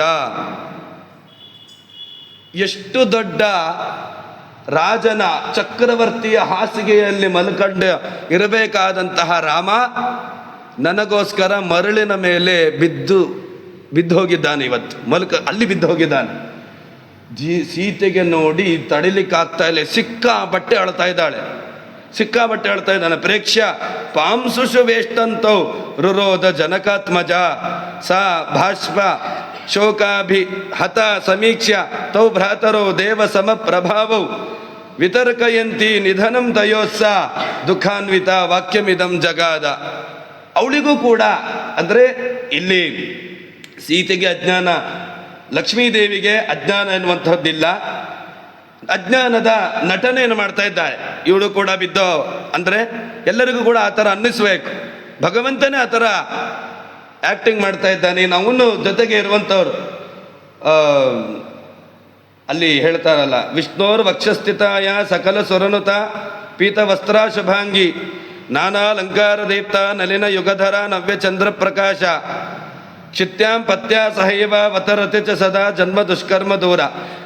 ಇನ್ನೊಂದು ಕಡೆ ಹೇಳ್ತಾರೆ, ಅಂದರೆ ಭಗವಂತನಿಗೆ ಹುಟ್ಟಬೇಕಾದ ಭಗವಂತನ ಅವತಾರದ ಎಲ್ಲ ಸಂದರ್ಭದಲ್ಲಿ ಲಕ್ಷ್ಮೀದೇವಿ ಬರ್ತಾಳೆ. ಭಗವಂತನಿಗೆ ಅನುಗುಣವಾಗಿ ಅವಳು ಕೂಡ ನಟನೆಯನ್ನು ಮಾಡ್ತಾಳೆ. ಅಲ್ಲಿ ಸೀತೆ ಅಳ್ತಾ ಇದ್ದಾಳೆ. ಊಚುಹು ಲಕ್ಷಣಿನೋ ಏಮಾಂ ಪುಣ್ಯ ಪುತ್ರಿಣಿ ಅವಿಧವೇತಿ ಚ. ಎಲ್ಲ ನೋಡಿದ ಜಾತಕ ಎಷ್ಟು ದೊಡ್ಡ ದೊಡ್ಡ ಜೋಯಿಸರಿದ್ರು ಎಲ್ಲರೂ ಅದನ್ನೇ ಮಾತಾಡಿದ್ದು. ಜೋಯಿಸರು ಮಾತ್ರ ಅಲ್ಲ, ದೇಹ ಲಕ್ಷಣ ಅಂತೇಳಿ ಇದೆ. ದೇಹ ಲಕ್ಷಣವನ್ನು ನೋಡಿ ಅವರ ಜೀವನ ಹೇಗಿದೆ ಅಂತ ತೀರ್ಮಾನ ಮಾಡ್ತಾರೆ ಲಕ್ಷಣ ಶಾಸ್ತ್ರಜ್ಞರು. ಅವರು ನನ್ನ ದೇಹ ಲಕ್ಷಣವನ್ನು ಕೂಡ ನೋಡಿದವರು ಎಲ್ಲರೂ ಕೂಡ ನೀನು ಸುಮಂಗಲಿಯಾಗೇನೆ ಕೊನೆಯ ತನಕ ಬದುಕ್ತೀಯ, ನಿನಗೆ ವೈಧವ್ಯವೇ ಇಲ್ಲ ಅಂತೇಳಿ ಹೇಳಿದ್ರು. ಎಷ್ಟು ಸಣ್ಣ ವಯಸ್ಸಿನಲ್ಲಿ ನನಗೆ ವೈಧವ್ಯ ಬಂದು ಹೋಗಿದೆ. ಇಂತಹ ಪರಿಸ್ಥಿತಿ ಅಂದರೆ ಆಚಾರ್ಯರು ಹೇಳ್ತಾರೆ, ಅಥವಾ ಇಲ್ಲೋ ರಾಮನ ರಾಜ್ಯದಲ್ಲಿ ವಿಧವೆ ಆಗುವಂತಹ ವ್ಯಕ್ತಿಗಳು ಯಾರೂ ಇರಲಿಲ್ಲ, ಸ್ತ್ರೀಯರಿರಲಿಲ್ಲ, ವಿಧುರರು ಇರಲಿಲ್ಲ. ವಿಧುರ ಅಂತಂದ್ರೆ ಏನು? ಹೆಂಡತಿಯನ್ನ ಬಿಟ್ಟ ಅಂದರೆ ಹೆಂಡತಿಯೇ ಮೊದಲು ಸತ್ತೋಗಿರುವಂತಹವರು. ಅಂತಹ ವಿಧುರರು ಇರಲಿಲ್ಲ, ವಿಧವೆಯರು ಇರಲಿಲ್ಲ ಅಂತ.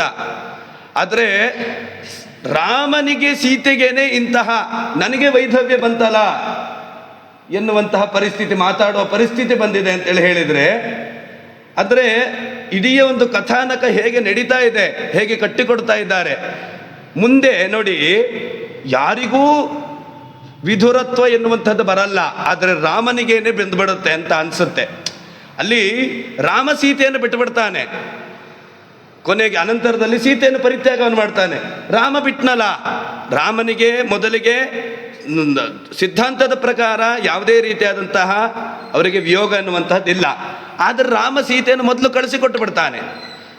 ಅಂದರೆ ಎಂಥವರಿಗೂ ಕೂಡ, ಅಂದರೆ ಒಬ್ಬ ಇಡೀ ಕಥಾನಕವನ್ನು ನಾವು ನಮಗೆ ಹೇಗೆ ಅನುಸಂಧಾನಕ್ಕೆ ಬೇಕಾಗಿರುವಂಥದ್ದು, ಅದರಿಂದಾಗಿ ನಮ್ಮ ಆತ್ಮೋದ್ಧಾರ ಎನ್ನುವಂಥದ್ದು ಹೇಗೆ ಆಗಬೇಕು ಅಂದರೆ, ಆ ರೀತಿಯಾಗಿ ರಾಮ ಸೀತೆ ಇಬ್ಬರೂ ಕೂಡ ಲಕ್ಷ್ಮೀನಾರಾಯಣರು ಎರಡು ಮಾತೇ ಇಲ್ಲ. ಆದರೆ ಅವರು ಈ ನಟನೆಯನ್ನು ಮಾಡುವುದರ ಮೂಲಕವಾಗಿ ಯಾರಿಗೂ ಬೇಕಾದರೂ ಎಂತಹ ಕಷ್ಟವೂ ಬರ್ತದೆ, ಅದನ್ನು ನೀವು ಮೆಟ್ಟಿ ನಿಲ್ಲಬೇಕು ಯಾವತ್ತೂ ಕೂಡ ಅನ್ನುವಂತಹ ಸಂದೇಶವನ್ನು ಕೊಡ್ತಾ ಇರ್ತಾರೆ. ಸತ್ಯನಾಮಾನಿ ಪದ್ಮಾನಿ ಸ್ತ್ರೀಣ ಮುಕ್ತಾನಿ ಲಕ್ಷಣೀಹಿ. ಕೈಯಲ್ಲಿ ಪದ್ಮಗಳಿರುತ್ತಂತೆ, ಅದನ್ನು ನೋಡಿ ಹೇಳ್ತಾರೆ ಅವರ ಲಕ್ಷಣಗಳು ಈ ಥರ ಇದ್ದಾಗ ವೈಧವ್ಯ ಬರಲ್ಲ. ಈ ರೀತಿಯಾಗಿ ಸಾಮ್ರಾಜ್ಞಿಯಾಗಿ ಬದುಕ್ತೀಯಾ? ಸಾಮ್ರಾಜ್ಞಿ ಆಗಿಲ್ಲ, ಕಾಡಲ್ಲಿದ್ದೇನೆ. ವೈಧವ್ಯ ಬರಲ್ಲ ಅಂತ ಹೇಳಿದ್ದಾರೆ, ವೈಧವ್ಯ ಬರ್ತಾ ಇದೆ. ಈ ಎಲ್ಲ ಮಾತನ್ನು ಅವಳು ನೆನಪಿಸ್ಕೊಳ್ತಾ ಇದ್ದಾನೆ. ಕೇಶಾಹ ಸೂಕ್ಷ್ಮಾಹ ಸಮಾನೀಲ ಭ್ರವೋ ಚಾಸಂಗತೆ ಮಮ. ಹುಬ್ಬುಗಳು ಕೂಡಿರಬಾರ್ದು, ಹಾಗೇ ಇದೆ ನಂದು. ಒಳ್ಳೆಯ ಮೃದುವಾದಂತಹ ಕೂದಲಿರಬೇಕು, ಹಾಗೇ ಇದೆ. ಎಲ್ಲ ಹೇಳ್ತಾ ಹೋಗ್ತಾಳೆ. ಇಷ್ಟೆಲ್ಲ ಇದ್ರೂ ನನಗೆ ಈ ಪರಿಸ್ಥಿತಿ ಬರ್ತಾ ಇದೆ ಅಂತ ಹೇಳಿಬಿಟ್ಟು ಹೇಳ್ತಾ, ನಹಿ ದೃಷ್ಟಿಪಥಂ ಪ್ರಾಪ್ಯ ರಾಘವಸ್ಯ ರಣೇ ರಿಪುಹು. ಒಬ್ಬ ಶತ್ರು ರಾಘವನ ಎದುರುಗಡೆ ಬಂದು ಆರಾಮಾಗಿ ಹೋಗಿದ್ದ ಇತಿಹಾಸವೇ ಇಲ್ಲ. ಅಂತಹ ರಾಘವ ಇವತ್ತು ಭೂಮಿಯಲ್ಲಿ ಮಲಗಿದ್ದಾನೆ.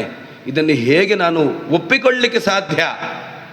ನ ಕಾಲಸ್ಯ ಅತಿ ಭಾರೋಸ್ತಿ ಕೃತಾಂತಶ್ಚ ಸುದುರ್ಜಯ ಅಲ್ವಾ. ಅವಳು ಹೇಳ್ತಾಳೆ, ಯಾವತ್ತೂ ಕೂಡ ಕೃತಾಂತ ಯಮನನ್ನು ಮೀರಿ ನಿಲ್ಲಲಿಕ್ಕೆ ಸಾಧ್ಯ ಇಲ್ಲ ಅಲ್ವಾ. ಅದು ಸತ್ಯ ಆಗೋಯ್ತಲ್ವಾ ನನ್ನ ಜೀವನದಲ್ಲೂ. ಯತ್ರ ರಾಮ ಸಹ ಭ್ರಾತ ಶೇತೆ ಯುಧಿ ನಿಪಾತಿತಃ. ಅವಳು ಹೇಳ್ತಾಳೆ ನೋಡಿ, ಸೊಸೆಗೆ ಮತ್ತೆ ಅತ್ತೆಗೆ ಎಷ್ಟು ಒಂದು ಅನ್ಯೋನ್ಯತೆ ಇದ್ದಿತ್ತು ಅಂದ್ರೆ ಅವಳು ಎಲ್ಲ ಹೇಳ್ತಾಳೆ. ಯಾರು ಏನೇ ಅನ್ಕೊಳ್ಳಿ, ಇವಾಗ ನನ್ನ ಅತ್ತೆ ಕಾಯ್ತಾ ಇರ್ತಾಳಲ್ವ ಅಲ್ಲಿ, ನಾನು ಇಲ್ಲ, ರಾಮ ಇಲ್ಲ. ಅವಳು ಏನಂತೇಳಿ ಅನ್ಕೊಳ್ಳ, ಅವಳು ಹೇಗಾಗಬಹುದು ಅವಳ ಪರಿಸ್ಥಿತಿ, ಅವಳ ಹೃದಯ. ನ ಶೋಚಾಮಿ ತಥಾ ರಾಮಂ ಲಕ್ಷ್ಮಣಂ ಚ ಮಹಾಬಲಂ ನಾತ್ಮಾನಂ ಜನನೀಂ ವಾಪಿ. ನನ್ನ ತಾಯಿಯನ್ನು ನೋಡಿದ್ರೆ ನನಗೆ ಬೇಜಾರಾಗ್ತಾ ಇಲ್ಲ, ರಾಮ ಹೋಗಲಿ, ಲಕ್ಷ್ಮಣನ್ ನೋಡಿದ್ರೆ ಬೇಜಾರಾಗ್ತಾ ಇಲ್ಲ. ಆದರೆ ವಾಪಿ ಯಥಾ ಶ್ವಶ್ರೂಂ ತಪಸ್ವಿನೀಂ. ತಪಸ್ವಿ ಥರ ಇದ್ದಾಳೆ ನನ್ನ ಅತ್ತೆ. ಅವಳನ್ನು ನೋಡಿದ್ರೆ ನನಗೆ ಎದೆ ಒಡೆದು ಹೋಗ್ತಾ ಇದೆ. ಅವಳು ಏನು ಅಂದ್ಕೊಳ್ತಾಳೆ, ಅವಳು ಹೇಗೆ ಬದುಕ್ತಾಳೆ ಮುಂದೆ? ಮಗ ಇಲ್ಲ, ಸೊಸೆ ಇಲ್ಲ, ಯಾರೂ ಕೂಡ ಇಲ್ಲ ಅವಳಿಗೆ, ಗಂಡನೂ ಇಲ್ಲ.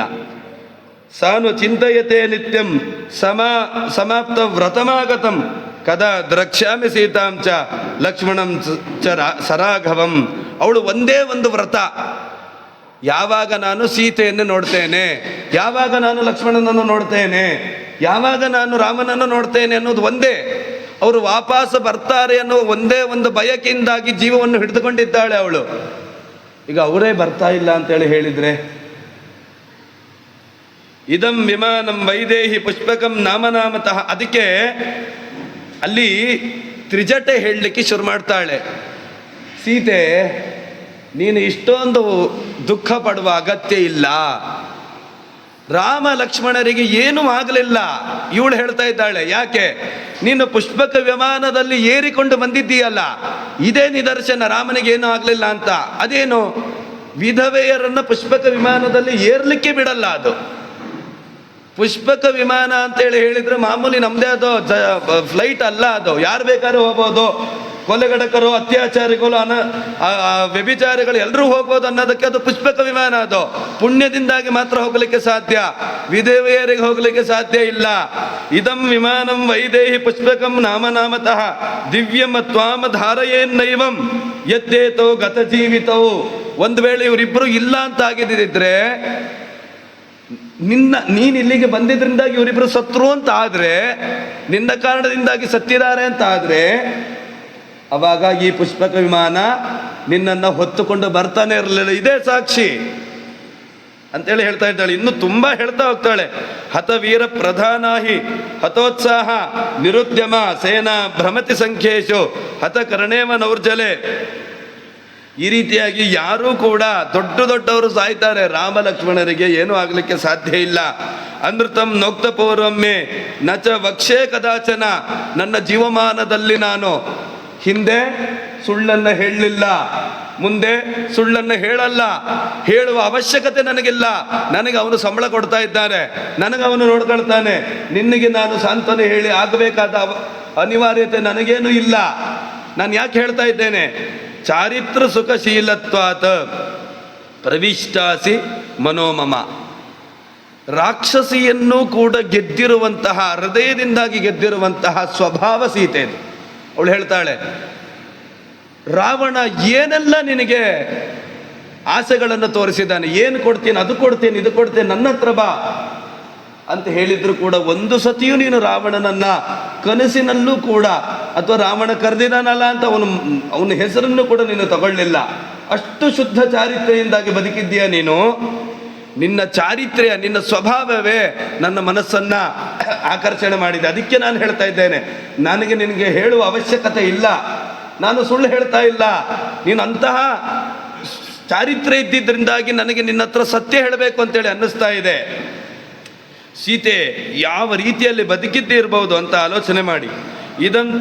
ಇದಂಚ ಸಮಹಚ್ಚಿನ್ನಂ ಶನೈ ಪಶ್ಯಸ್ವ ಮೈಥಲಿ ನಿಸ್ಸಂಜಾವಪ್ಯಭಾವೇತೌ ನೈವ ಲಕ್ಷ್ಮೀರ್ವಿಮುಂಚತಿ ಪ್ರಾಯೇಣ ಗತಸತ್ವಾನಾಂ ಪುರುಷಾಣಾಂ ಗತಾಯುಷಾಂ ದೃಶ್ಯಮಾನೇಷು ವಕ್ತ್ರೇಷು ಪರಂ ಭವತಿ ವೈಕೃತಂ. ನೋಡು ನಿನ್ನ ಗಂಡನ ಮುಖವನ್ನು ನೋಡು. ಸತ್ತವರು ಅಷ್ಟು ಚಂದ ಕಾಣಿಸ್ತಾರ? ಸತ್ತವರು ಅಷ್ಟು ಚಂದ ಕಾಣಿಸ್ತಾರ? ಎಲ್ಲರ ಮುಖ ಬಾಡಿ ಹೋಗಲ್ವಾ? ನಿನ್ನ ಗಂಡನ ಮುಖ ನೋಡಿ ಎಷ್ಟು ಚಂದ ಇದೆ. ಅವರು ಸತ್ತಿಲ್ಲ, ಅವ್ರಿಗೇನೂ ಆಗಲಿಲ್ಲ, ನೀನು ಹೆದಕೊಳ್ಳುವ ಅವಶ್ಯಕತೆ ಇಲ್ಲ. ತ್ಯಜಶೋಕಂಚ ಮೋಹಂಚ ದುಃಖಂಚ ಜನಕಾತ್ಮಜೆ ರಾಮ ಲಕ್ಷ್ಮಣಯೋರರ್ಥೆ ನಾದ್ಯಶಕ್ಯಮ ಜೀವಿತುಂ. ನೀನು ಹೆದರುಕೊಳ್ಳುವ ಅವಶ್ಯಕತೆ ಇಲ್ಲ, ಅವರಿಗೋಸ್ಕರ ದುಃಖ ಪಡಬೇಡ. ಪಶ್ಯ ಸೀತಾ ಬಹುವೃಕ್ಷ ಷಂಡಾಂ ತ್ವಾಂ ರಾಕ್ಷಸೇಂದರಸ್ಯ ವಿಹಾರ ಭೂಮಿಂ ಸಂಪ್ರೇಕ್ಷ್ಯ ಸಂಚಿತ್ಯ ಚ ರಾಜಪುತ್ರೌ ಪರಂ ವಿಷಾದಂ ಸಮುಪಾಜಗಾಮ. ಆಮೇಲೆ ಎಲ್ಲರನ್ನು ತೋರಿಸಿಕೊಂಡು, ಅಂದರೆ ರಾವಣನು ಹೇಳಿರುವ ಕೆಲಸವೂ ಆಗಿದೆ. ಕೆಲಸ ಏನು? ಸೀತೆಯನ್ನು ಹೋಗಿ ಎಲ್ಲ ಕಡೆಯಲ್ಲಿ ಅವರಿಗೆ ಇದನ್ನ ರಾಮ ಬಿದ್ದಿರುವಂಥದ್ದು ಸತ್ತಿರೋದು ತೋರಿಸ್ಬೇಕು. ಅದ್ರ ಫಲ ಏನು? ರಾವಣನನ್ನು ಹೋಗಿ ಅವನು ಸೇರಬೇಕು ಅನ್ನೋದೇ ಫಲ. ಕೆಲಸ ಆಗಿದೆ, ಫಲ ಸಿಕ್ಕಿಲ್ಲ. ಅಂದರೆ ಆಪರೇಷನ್ ಸಕ್ಸಸ್ಫುಲ್ಲು, ಪೇಷಂಟ್ ಡೆಡ್ ಅಂತೇಳಿ ಹೇಳ್ತಾರಲ್ಲ, ಆ ಥರ ಇದು. ಅವನು ತೋರಿಸ್ದ ಆದರೆ ಫಲ ಸಿಕ್ಕಿಲ್ಲ. ಇದನ್ನು ಅರ್ಥಾಂತರ ಅಂತೇಳಿ ಹೇಳ್ತಾರೆ. ಅಂದರೆ ನಮ್ಮಲ್ಲಿ ರಾವಣನಿಗೆ ಕೆಲಸ ಆಗಿದೆ, ಫಲ ಸಿಗ್ತಾ ಇಲ್ಲ. ಇವಳು ತೋರಿಸಿದಾಳೆ, ಆದರೆ ವಾಪಸ್ ಇವಳೇ ಬೋಧನೆ ಮಾಡಿಬಿಟ್ಟಿದ್ದಾಳೆ, ನಿನ್ನ ಗಂಡನಿಗೆ ಏನೂ ಆಗಲಿಲ್ಲ ಅಂತ ತೋರಿಸ್ಬಿಟ್ಲು ಅಲ್ಲೂ ಕೂಡ. ಆವಾಗ ಅವಳು ಆರಾಮಾಗಿ, ಅಂದರೆ ಸೀತೆಗೆ ನನ್ನ ಗಂಡ ಬದುಕಿದ್ದಾನೆ, ಹಾಗಾದರೆ ರಾವಣನು ಇಲ್ಲದ್ರೂ ಹೋಗಲ್ಲ ಹೇಳಿದ್ದು ನಾನು. ಅಂದರೆ ಎಂತಹ ಪರಿಸ್ಥಿತಿಯಲ್ಲಿ ನೀವಿರಿ, ದೇವರು ನಿಮಗೆ ಒಬ್ಬ ರಕ್ಷಕನನ್ನಾಗಿ ರಕ್ಷಣೆಯನ್ನು ತಾನು ಮಾಡಲಿಕ್ಕೆ ಇದ್ದೇ ಇರ್ತಾನೆ. ಎಂಥ ರಾಕ್ಷಸರ ಮಧ್ಯದಲ್ಲಿ ಇದ್ದರೂ ನೀವು ನಿಮ್ಮ ಸಚ್ಚಾರಿತ್ರಗಳನ್ನು ಕಾಪಾಡಿಕೊಂಡಿರಬೇಕು. ರಾಕ್ಷಸಿಗೆ ಮನಸ್ಸು ವಿಕಾರ ಆಗಿದೆ, ಅಂದರೆ ಸೂರೆಗೊಂಡಿದ್ದಾಳೆ ಅಂತೇಳಿ ಹೇಳಿದರೆ ಎಷ್ಟು ರೀತಿಯಲ್ಲಿ ಸೀತೆ ಅಲ್ಲಿ ಬದುಕಿದ್ದಿರ್ಬೋದು, ಎಷ್ಟು ಕಷ್ಟದಲ್ಲಿ ಬದುಕಿದ್ದಿರ್ಬೋದು. ಆ ರೀತಿಯಾಗಿ ಕಷ್ಟ ನಮಗೆ ಇಡೀ ಸಮಾಜದಲ್ಲಿ ಸುತ್ತಮುತ್ತಲಿನಲ್ಲಿ ಆ ಥರ ಆಗ್ತದೆ. ಧರ್ಮವನ್ನು ಮಾಡುವ ಸಂದರ್ಭದಲ್ಲಿ ಆಡುವಂತಹದ್ದು ಎಲ್ಲ ಸಹಜ. ಆದರೆ ರಾಜರು ಇದರಲ್ಲಿ ಸರಸಭಾರತ ವಿಲಾಸದಲ್ಲಿ ಕೂಡ ಅದನ್ನು ಹೇಳ್ತಾರೆ. ನಗುವರು ನಗ್ತಾ ಇರ್ತಾರೆ, ನೀವು ತಲೆ ಕೆಡಿಸ್ಕೊಳ್ಬೇಡಿ, ನೀವು ನಿಮ್ಮ ಕೆಲಸವನ್ನು ಮಾಡಿ, ಧರ್ಮವನ್ನು ನಿಮ್ಮ ಕೆಲಸ ಏನು, ನಿಮಗೇನು ಭಗವಂತ ಆದೇಶ ಮಾಡಿದ ಅದನ್ನು ನೀವು ಮಾಡಿ.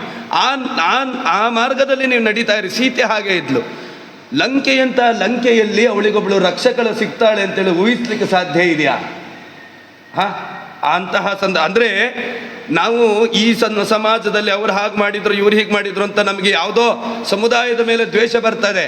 ನಮ್ಮ ಬ್ರಾಹ್ಮಣ್ಯ ನಾವು ಉಳಿಸ್ಕೊಳ್ತಾ ಇಲ್ಲ ಅನ್ನೋದಷ್ಟೇ ಅಲ್ಲಿ ವ್ಯತ್ಯಾಸ. ಈಗ ರಾಜರು, ವಾದಿರಾಜರಾಗಿರೋ ಮುಖ್ಯ ಪ್ರಾಣದೇವರೆಲ್ಲ ಇದ್ದ ಕಾಲದಲ್ಲಿ, ಮಧ್ವಾಚಾರ್ಯ ಇದ್ದ ಕಾಲದಲ್ಲಿ ಎಷ್ಟು ತುರಸ್ಕರಿದ್ದಿದ್ರು, ರಾಜರೇ ಆಗಿದ್ರು ಅವರು. ಆದರೆ ವಾದಿರಾಜರ ಎದುರುಗಡೆ ಬಂದವರಿಗೆ ಏನನ್ನು ಮಾಡ್ಲಿಕ್ಕೆ ಆಗ್ತಾ ಇರಲಿಲ್ಲ. ಅವರಿದ್ದ ಸ್ಥಳದಲ್ಲಿ ಅವ್ರು ಏನನ್ನು ಮಾಡ್ಲಿಕ್ಕೆ ಆಗ್ತಾ ಇರಲಿಲ್ಲ. ನಮಗಿವತ್ತು ಆ ತುರುಷ್ಕರು ಬೇಡದೇ ಇರುವಂಥ ಅನ್ಯಾಯಗಳನ್ನು ಮಾಡ್ತಾ ಇದ್ದಾರೆ. ಕಾರಣ ನಾವು ನಮ್ಮತನವನ್ನು ಬಿಟ್ಕೊಂಡಿದ್ದೇವೆ ಅಷ್ಟೆ. ನಾವು ಒಳಗಿಂದ ಸರಿಯಾಗಬೇಕು, ನಾವು ಸತ್ವ ಸಂಪನ್ನರಾಗಿರಬೇಕು, ನಾವು ಧರ್ಮಿಷ್ಠರಾಗಿರಬೇಕು, ನಾವು ಭಗವಂತನಲ್ಲಿ ವಿಶ್ವಾಸವನ್ನು ಮಾಡಬೇಕು. ಎಲ್ಲವೂ ಕೂಡ ತಾನಾಗೆ ಸರಿಯಾಗ್ತದೆ. ಅದನ್ನು ಬಿಟ್ಟು ನೀವು ಹೊರಗಡೆ ಏನೇ ಸಿಂಗಾರ ಮಾಡಿ, ನೀವು ಏನೇ ಮಾಡಲಿಕ್ಕೆ ಹೋಗಿ, ಅದರಿಂದಾಗಿ ಶ್ರೇಯಸ್ಸು ಶಾಶ್ವತವಾಗಿ ಸಿಗಲಿಕ್ಕೆ ಸಾಧ್ಯ ಇಲ್ಲ. ಶಕ್ಯ ಸೀತಾ ಸಮಾವ ನಾರಿ ಮರ್ತ್ಯಲೋಕೆ ವಿಚಿನ್ವತ. ರಾಮ ಎದ್ದೇಳ್ತಾನೆ. ರಾಮನಿಗೆ ಹೇಗೋ ಪ್ರಜ್ಞೆ ಬರ್ತದೆ. ಪ್ರಜ್ಞೆ ಬಂದಾಗ ಆ ಕಡೆ ಈ ಕಡೆ ನೋಡ್ತಾನೆ, ಲಕ್ಷ್ಮಣ ಸತ್ತು ಹೋಗಿದ್ದಾನೆ ಅಂತ ರಾಮ ನಾಟಕ ಮಾಡ್ತಾ ಇದ್ದ. ಲಕ್ಷ್ಮಣ ಬಿದ್ದಿದ್ದಾನೆ. ರಾಮ ಎಂಥ ಮಾತಾಡ್ತಾನಂದ್ರೆ, ಹುಡುಕಿದ್ರೆ ಸೀತೆಯಂಥ ಹೆಂಡತಿ ಭೂಮಂಡಲದಲ್ಲಿ ಸಿಕ್ಕಬಹುದು, ಆದರೆ ಲಕ್ಷ್ಮಣನಂತ ತಮ್ಮ ಸಿಗಲಿಕ್ಕಿಲ್ಲ. ಇಂತಹ ಬದುಕಿಗೆ ಅರ್ಥ ಏನಿದೆ ನಾನಿನ್ನು ಬದುಕಲಿಕ್ಕೆ? ಶಕ್ಯ ಸೀತಾ ಸಮ ನಾರಿ ಮರ್ತ್ಯಲೋಕೆ ವಿಚಿನ್ವತ ನ ಲಕ್ಷ್ಮಣ ಸಮೋ ಭ್ರಾತ ಸಚಿವ ಸಾಂಪ್ರದಾಯಿಕ. ಯಾವ ಕಾಲದಲ್ಲಿ ಕೂಡ ನನ್ನನ್ನು ಬಿಟ್ಟಿಲ್ಲ ಲಕ್ಷ್ಮಣ. ಅವನು ಹೇಳ್ತಾನೆ, ನಾನು ಇಷ್ಟು ಕಷ್ಟದ ಸ್ಥಿತಿಯಲ್ಲಿ ಕಾಡಿಗೆ ಬರಬೇಕಾದ್ರೂ ಕೂಡ ನನ್ನ ಹಿಂದೆ ನೀನು ಬಂದೆ. ಈಗ ನೀನು ಒಬ್ಬನೇ ನರಕ ಅಂದರೆ ಯಮಲೋಕಕ್ಕೆ ಹೋಗ್ತಾ ಇತ್ತು, ಸತ್ತು ಸ್ವರ್ಗಕ್ಕೆ ಹೋಗಿದೆ ಅಂತೇಳಿ ಹೇಳಿದರೆ ನಾನು ಹೇಗೆ ನಿನ್ನನ್ನು ಬಿಟ್ಟಿರಲಿಕ್ಕೆ ಸಾಧ್ಯ? ನಾನು ಬರ್ತೇನೆ, ಬೇಕಿಲ್ಲ ನನಗೆ ಈ ರೀತಿಯಾಗಿ ಬದುಕುವಂತಹದ್ದು. ಉಪಾಲಂಬಂ ನ ಶಕ್ಯಾಮಿ ಸೋಡಂಬತ ಸುಮಿತ್ರಯ ಯಹೈವ ದೇಹಂ ತ್ಯಕ್ಷಾಮಿ ನಹಿ ಜೀವಿತ ಮುತ್ಸಹೆ. ಸುಮಿತ್ರ ಕೇಳಿದ್ರೆ ಏನು ಉತ್ತರ ಕೊಡ್ಲಿ ನಾನು? ನನ್ನ ಮಗನನ್ನು ಹೋಗಿ ಕೊಂದು ತಂದೆಯಲ್ಲ ನೀನು ಅಂತ ಅವಳು ಹೇಳಿದ್ರೆ ನಾನು ಬದುಕಲಿಕ್ಕೆ ಸಾಧ್ಯ ಇದೆ ನನ್ನ ಹತ್ರ. ಅವಳು ಎದುರುಗಡೆ ಹೇಳ್ತಾಳೆ, ಧಿಂಗ್ಮಾಂ ದುಷ್ಕೃತ ಕರ್ಮಾಣಂ ಅನಾರ್ಯಂ ಯತ್ಕೃತೆ ಕೆಸೌ. ರಾಮ ಹೇಳುವಂಥದ್ದು, ನನಗೆ ಧಿಕ್ಕಾರ ಇರಲಿ, ಯಾರಿಗೋ ಏನಾಯ್ತು, ಅವನು ಕೊಂದ ಇವನು ಕೊಂದ ಅಲ್ಲ, ನಿಮ್ಮ ಪಾಪವೇ ನಿಮಗೆ ಪ್ರತಿಕೂಲವನ್ನು ಉಂಟು ಮಾಡ್ತದೆ ಅನ್ನೋದು ಇಲ್ಲಿ ಸಂದೇಶ ಇದೆ. ರಾಮ ತನಗೆ ತಾನು ಬೈಕೊಳ್ತಾನೆ, ನನ್ನಿಂದ ಹೀಗಾಯ್ತು ಅಂತ, ನನ್ನ ಪಾಪ ಇದಕ್ಕೆಲ್ಲ ಕಾರಣ ಆಯಿತು ಅಂತ. ಲಕ್ಷ್ಮಣ ಪತಿತಶ್ಚೇತೆ ಶರದಲ್ಪೇ ಗತಾಸುವತ್ ತ್ವಂ ನಿತ್ಯಂ ಸವಿಷಣ್ಣಂ ಮಾಂ ಆಶ್ವಾಸಯಿಸಿ. ಲಕ್ಷ್ಮಣ, ನಾನು ಯಾವತ್ಯಾವತ್ತು ದುಃಖದಲ್ಲಿ ಇರ್ತಿದ್ನೋ ಅವತ್ತು ನೀನು ಬಂದು ನನಗೋಸ್ಕರ ಎಷ್ಟು ಸಾಂತ್ವನ ಹೇಳ್ತಾ ಇದ್ದೆ ಲಕ್ಷ್ಮಣ. ಇವತ್ತು ಗತಾಸುರ್ನಾದ್ಯ ಶಕ್ನೋಸಿ ಮಾಂ ಆರ್ತಂ ಅಭಿಭಾಷಿತುಂ. ನಾನು ಇವತ್ತು ದುಃಖದಲ್ಲಿ ಸಾಯ್ತಾ ಇದ್ದೇನೆ, ಒದ್ದಾಡ್ತಾ ಇದ್ದೇನೆ, ಇವತ್ತು ನೀನು ನನಗೆ ಸಾಂತ್ವನ ಹೇಳ್ತಾ ಇಲ್ವಲ್ಲ ಲಕ್ಷ್ಮಣ? ಯಾಕೆ ಹೀಗಾಗ್ತಾ ಇದೆ? ಯಾಕೆ ಹೀಗೆ ಹೊರದೆ ನನ್ನನ್ನು ಬಿಟ್ಟು? ಯಥೈವ ಮಾಂ ವನಂ ಯಾಂತಂ ಅನುಯಾತೋ ಮಹಾದ್ಯುತಿ ಅಹಮಪ್ಯನುಯಾಸ್ಯಾಮಿ ತಥೈವೈನಂ ಯಮಕ್ಷಯಂ. ಯಮಲೋಕಕ್ಕೆ ನಾನು ಬರ್ತೇನೆ, ನೀನು ನನ್ನಿಂದ ಬಂದೆಯಲ್ಲ, ನಾನು ನಿನ್ನನ್ನು ಯಾವತ್ತೂ ಕೂಡ ಬಿಟ್ಟಿರಲ್ಲ. ಹೇಳ್ತಾರೆ, ಇಷ್ಟ ಬಂಧು ಜನೋ ನಿತ್ಯಂ ಮಾಂಚ ನಿತ್ಯ ಮನೋವ್ರತಃ ಇಮಾಂ ಅದ್ಯ ಗತೋ ಅವಸ್ಥಾಂ ಮಮ ಅನಾರ್ಯಸ್ಯ ದುರ್ನಯ. ನನ್ನ ಪರಿಸ್ಥಿತಿ ನನ್ನಿಂದಾಗಿ ನಿನಗೆ ಈ ಥರ ಆಗ್ತಾ ಇದೆ. ಪರುಷಂ ವಿಪ್ರಿಯಂ ವಾಪಿ ಶ್ರಾವಿತಂ ತು ಕದಾಚನ. ಅವನು ಹೇಳ್ತಾನೆ, ಜೀವಮಾನದಲ್ಲಿ ನನಗಂತೂ ನೀನು ಒಂದೇ ಒಂದು ದಿವಸವೂ ಕೂಡ ಎಂತಹ ಪರಿಸ್ಥಿತಿಯಲ್ಲಿಯೂ ಉಲ್ಟಾ ಮಾತಾಡಿದ್ದು ನಾನು ಕೇಳಿಯೇ ಇಲ್ಲ. ಆ ರೀತಿಯಲ್ಲಿ ನನ್ನ ಜೊತೆಗೆ ನೀನು ನಡ್ಕೊಂಡಿದ್ದೀಯ. ನಿನ್ನಂಥ ತಮ್ಮ ನನಗೆ ಎಲ್ಲಿ ಸಿಗಲಿಕ್ಕೆ ಸಾಧ್ಯ? ಹೇಳ್ತಾರೆ, ವಿಸಸರ್ಜೈಕ ವೇಗೇನ ಪಂಚ ಬಾಣಶತಾನೀಯ. ಲಕ್ಷ್ಮಣನ ತಾಕತ್ತೇನು ಗೊತ್ತಾ? ಒಮ್ಮೆಲೆ 500 ಬಾಣವನ್ನು ಬಿಡ್ತಾ ಇದ್ದ. ಒಂದು ಸತಿ ಬಾಣವನ್ನು ಹೂಡಿದ್ರು 500 ಬಾಣ. ಎಂಥ ಮಿಷನ್ ಗನ್ನು ಕೂಡ ಇವತ್ತಷ್ಟು ಬುಲೆಟ್ಗಳನ್ನು ಬಿಡಲ್ಲ, ಎಂಥ ಮಿಷನ್ ಗನ್ನೇ ಇರಲಿ ಒಮ್ಮೆಲೆ ಬಿಡಲ್ಲ. 500 ಬಾಣವನ್ನು ಬಿಡ್ತಾ ಇದ್ದೆ ನೀನು. ಅಷ್ಟು ತಾಕತ್ತಿರುವಂಥವ್ನು ಇವತ್ತು ನಿನ್ನ ದೇಹದ 5 ಇಂಚು 2 ಇಂಚು ಜಾಗ ಇಲ್ಲದೆ ಇರುವಂಗೆ ಬಾಣದಲ್ಲಿ ಸಿಕ್ಕಿ ಒದ್ದಾಡಿ ಶರತಲ್ಪದಲ್ಲಿ ಮಲ್ಕೊಂಡಿದ್ಯಲ್ಲ ಲಕ್ಷ್ಮಣ ಅಂತೇಳಿ. ತಚ್ಚ ಮಿಥ್ಯಾ ಪ್ರಲಪ್ತಮ್ಮ ಪ್ರದಕ್ಷತಿ ನ ಸಂಶಯ ಯನ್ಮಯ ನ ಕೃತೋ ರಾಜ ರಾಕ್ಷಸಾನಾಂ ವಿಭೀಷಣ. ಅವನು ಹೇಳ್ತಾನೆ, ರಾಮ ಎಂತಹ ಧರ್ಮಾತ್ಮ ನೋಡಿ. ಅವನು ಹೇಳ್ತಾನೆ, ನಾನು ಆಡಿರುವ ಮಾತು ಸುಳ್ಳಾಗೋಯ್ತಲ್ಲ. ಯಾಕೆ? ಏನು? ವಿಭೀಷಣನನ್ನು ನಾನು ರಾಜನನ್ನಾಗಿ ಮಾಡ್ತೇನೆ ಅಂತ ಅವನಿಗೆ ಅಭಿಷೇಕವನ್ನು ಮಾಡಿಬಿಟ್ಟೆ. ಇವತ್ತು ಅವನನ್ನು ಮಾಡಲಿಕ್ಕೆ ಆಗಲೇ ಇಲ್ವಲ್ಲ. ಎಂಥ ಪರಿಸ್ಥಿತಿಗೆ ಬಂತು. ಈ ಇತಿಹಾಸ ಇಷ್ಟು ಜೀವನದಲ್ಲಿ ಒಂದು ದಿವಸವೂ ನಾನು ಹೇಳಿದ್ದನ್ನು ನಾನು ತಪ್ಪಿದ್ದೇನೆ ಅಂತ ಹೇಳಿ ಇರಲಿಲ್ಲ. ಅಂಥದ್ರಲ್ಲಿ ವಿಭೀಷಣನನ್ನು ರಾಜನನ್ನಾಗಿ ಮಾಡಲಿಕ್ಕೆ ಆಗಲಿಲ್ವಲ್ಲ ನನಗೆ ಅಂತ. ತಚ್ಚ ಮಿಥ್ಯಾ ಪ್ರಲಪ್ತಮ್ಮ ಪ್ರದಕ್ಷತಿ ನ ಸಂಶಯ. ಆ ಸುಳ್ಳನ್ನು ಆಡಿದ್ದೇನೆ ಅಂತ ಆಯ್ತಲ್ಲ, ನಮಗಿವತ್ತು ಸುಳ್ಳಾಡಲಿಕ್ಕೆ ಲೆಕ್ಕನೇ ಇಲ್ಲ. ದೊಡ್ಡವರು, ಗುರುಗಳು, ಹಿರಿಯರು, ತಂದೆ ತಾಯಿ ಯಾರ ಎದುರುಗಡೆ ಪುಂಖಾನುಪುಂಖವಾಗಿ 500 ಬಾಣ ಇದ್ದಾಗ 500 ಸುಳ್ಳು ಬಿಡ್ತಾ ಹೋಗ್ತೇವೆ ನಾವು ಒಂದಕ್ಕೊಂದು ಹೆಣೆದುಕೊಂಡು. ರಾಮ ಹೇಳ್ತಾನೆ, ಒಂದು ಸುಳ್ಳು ಅವನು ಮಾಡಿದ್ದಲ್ಲ, ಅವನಿಂದ ಆಗಿದೆ. ನಾನು ಹೇಳಿದ್ದು ಸುಳ್ಳು ಅಂತ ಹೇಳಿ ಆಯ್ತಲ್ಲ ಈ ಜಗತ್ತಿನಲ್ಲಿ, ಅದೇ ನನಗೆ ಸುಡ್ತಾ ಇದೆ ಒಳಗಡೆಯಿಂದ. ಅದರಿಂದಾಗಿ ಅಸ್ಮಿನ್ ಮುಹೂರ್ತೆ ಸುಗ್ರೀವ ಪ್ರತಿಯಾತು ವಿಹೋರಹಸಿ. ಸುಗ್ರೀವನಿಗೆ ಹೇಳ್ತಾನೆ, ನೋಡು ಸುಗ್ರೀವ, ಇನ್ನು ಸಾಕು, ಇನ್ನು ಬೇಡ, ಎಲ್ಲರೂ ಕೂಡ ವಾಪಸ್ ಹೊರಟು ಹೋಗಿ, ಹೇಗೆ ಬೇಕಾದರೂ ಹಾಗೆ. ಅಂಗದ ಎಲ್ಲರೂ ಕೂಡ ನೀವು ಹೊರಟು ಹೋಗಬೇಕು, ನನಗೋಸ್ಕರ ನೀವು ಒದ್ದಾಡಬಾರ್ದು. ಇಲ್ಲಿ ವಾಪಸ್ ಕಟ್ಟಿರುವ ಸೇತುವೆ ಹಾಗೆ ಇದೆ, ವಾಪಸ್ ಹೋಗಿ. ಹನುಮಂತನ ಬಗ್ಗೆ ಅವಾಗ ಹೇಳ್ತಾನೆ, ಕೃತಂ ಹನುಮತ ಕಾರ್ಯಂ ಯದನ್ನೈರ್ ದುಷ್ಕೃತಂ ರಣೆ. ಇವಾಗ ಹನುಮಂತ ದೇವರು ಮಾಡಿರುವಂಥ ಕೆಲಸಕ್ಕೆ ಎಷ್ಟು ಬೆಲೆ ಇದೆ ಅಂತ ಗೊತ್ತಾಗತ್ತೆ. ರಾಮ ಲಕ್ಷ್ಮಣರಲ್ಲ, ಇಡೀ ಕಪಿ ಸೈನ್ಯ, ಸುಗ್ರೀವರು ಎಲ್ಲರೂ ಕೂಡ ಬಂದಿದ್ದಾರೆ. ಇವತ್ತು ಯಾರಿಗೂ ಏನು ಮಾಡಲಿಕ್ಕೆ ಆಗದ ಪರಿಸ್ಥಿತಿಯಲ್ಲಿದೆ. ಅವತ್ತು ಒಬ್ಬ ಹನುಮಂತ ಎಷ್ಟು ಕೆಲಸ ಮಾಡಿ ಹೋಗಿದ್ದಾನೆ. ರಾಮ ಇದನ್ನು ನೆನಪಿಸ್ಕೊಳ್ತಾನೆ. ಇದು ಕೃತಜ್ಞತೆ ಅಂತೇಳಿ ಹೇಳಿದರೆ, ಇದು ಮಾಡಿರುವಂತಹ ಉಪಕಾರವನ್ನು ಸ್ಮರಿಸುವಂಥದ್ದು ಅಂತಂದರೆ ರಾಮ ಹೇಳ್ತಾನೆ, ಹನುಮಂತ ಮಾಡುವ ಕೆಲಸವನ್ನು ಯಾರಿಗೂ ಮಾಡಲಿಕ್ಕೆ ಸಾಧ್ಯ ಇಲ್ಲಪ್ಪ, ಎಂತಹ ಕೆಲಸ ಮಾಡಿದಾನ ಅವನು ಅಂತ. ಅಂದರೆ ಇವತ್ತು ಆರಾಮಾಗಿ ಎಲ್ಲ ಆಗೋಗಿದ್ದಿದ್ರೆ ಅದಕ್ಕೆ ಬೆಲೆ ಬರ್ತಿರಲಿಲ್ಲ. ಇವತ್ತು ಆಗಲಿಲ್ಲ ಅಲ್ಲ, ಅದಕ್ಕೆಷ್ಟು ಬೆಲೆ ಬಂದಿದೆ ನೋಡಿ. ವೃಕ್ಷರಾಜೇನ ತುಷ್ಯಾಮಿ ಗೋಲಾಂಗೂಲಾಧಿಪೇನ ಚ ಅಂಗದೇನ ಕೃತಂ ಕರ್ಮ ಮೈಂದೇನ ದ್ವಿವಿಧೇನ ಚ. ಆ ಪರಿಸ್ಥಿತಿಯಲ್ಲಿ ಎಲ್ಲರಿಗೂ ಕೂಡ ಇದನ್ನು ಹೇಳ್ತಾ ಇದ್ದಾನೆ, ಧನ್ಯವಾದವನ್ನು ಸಮರ್ಪಣೆ ಮಾಡ್ತಾ ಇದ್ದಾನೆ. ನೀವೆಲ್ಲರೂ ಇಷ್ಟು ಮಾಡಿದ್ರಿ, ಎಷ್ಟೆಲ್ಲ ಸಹಾಯವನ್ನು ಮಾಡಿದ್ರಿ, ಆದರೆ ಇನ್ನಿರಬೇಡಿ, ದಯವಿಟ್ಟು ಎಲ್ಲರೂ ಕೂಡ ವಾಪಸ್ ಹೋಗಿ.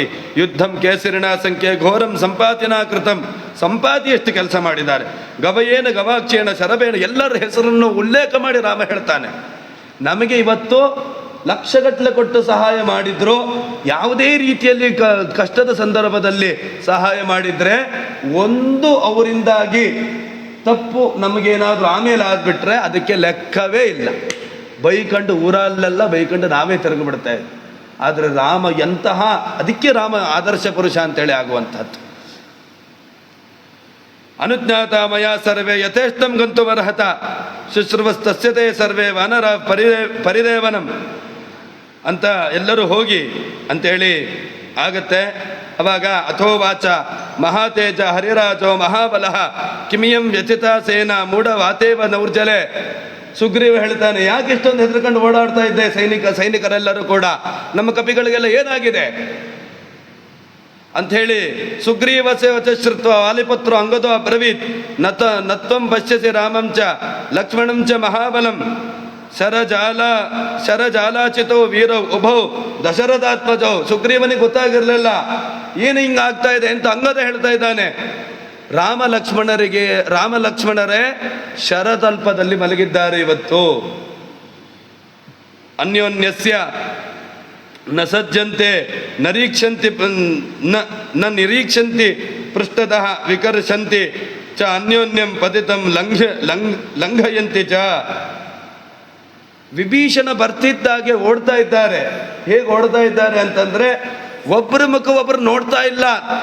ನಮ್ಮಲ್ಲಿ ಕುಟ್ಟಿ ಕೀಸ್ ಅಂತಾರಲ್ಲ, ಎಲ್ಲ ದಿಕ್ಕಾಪಾಲಾಗಿ ಓಡ್ತಾ ಇದ್ದಾರೆ ಕಪಿಗಳೆಲ್ಲರೂ ಕೂಡ. ನಮಗಿನ್ನೇನಾಗುತ್ತೋ ಅಂತ ಹೆದರಿಕೆ.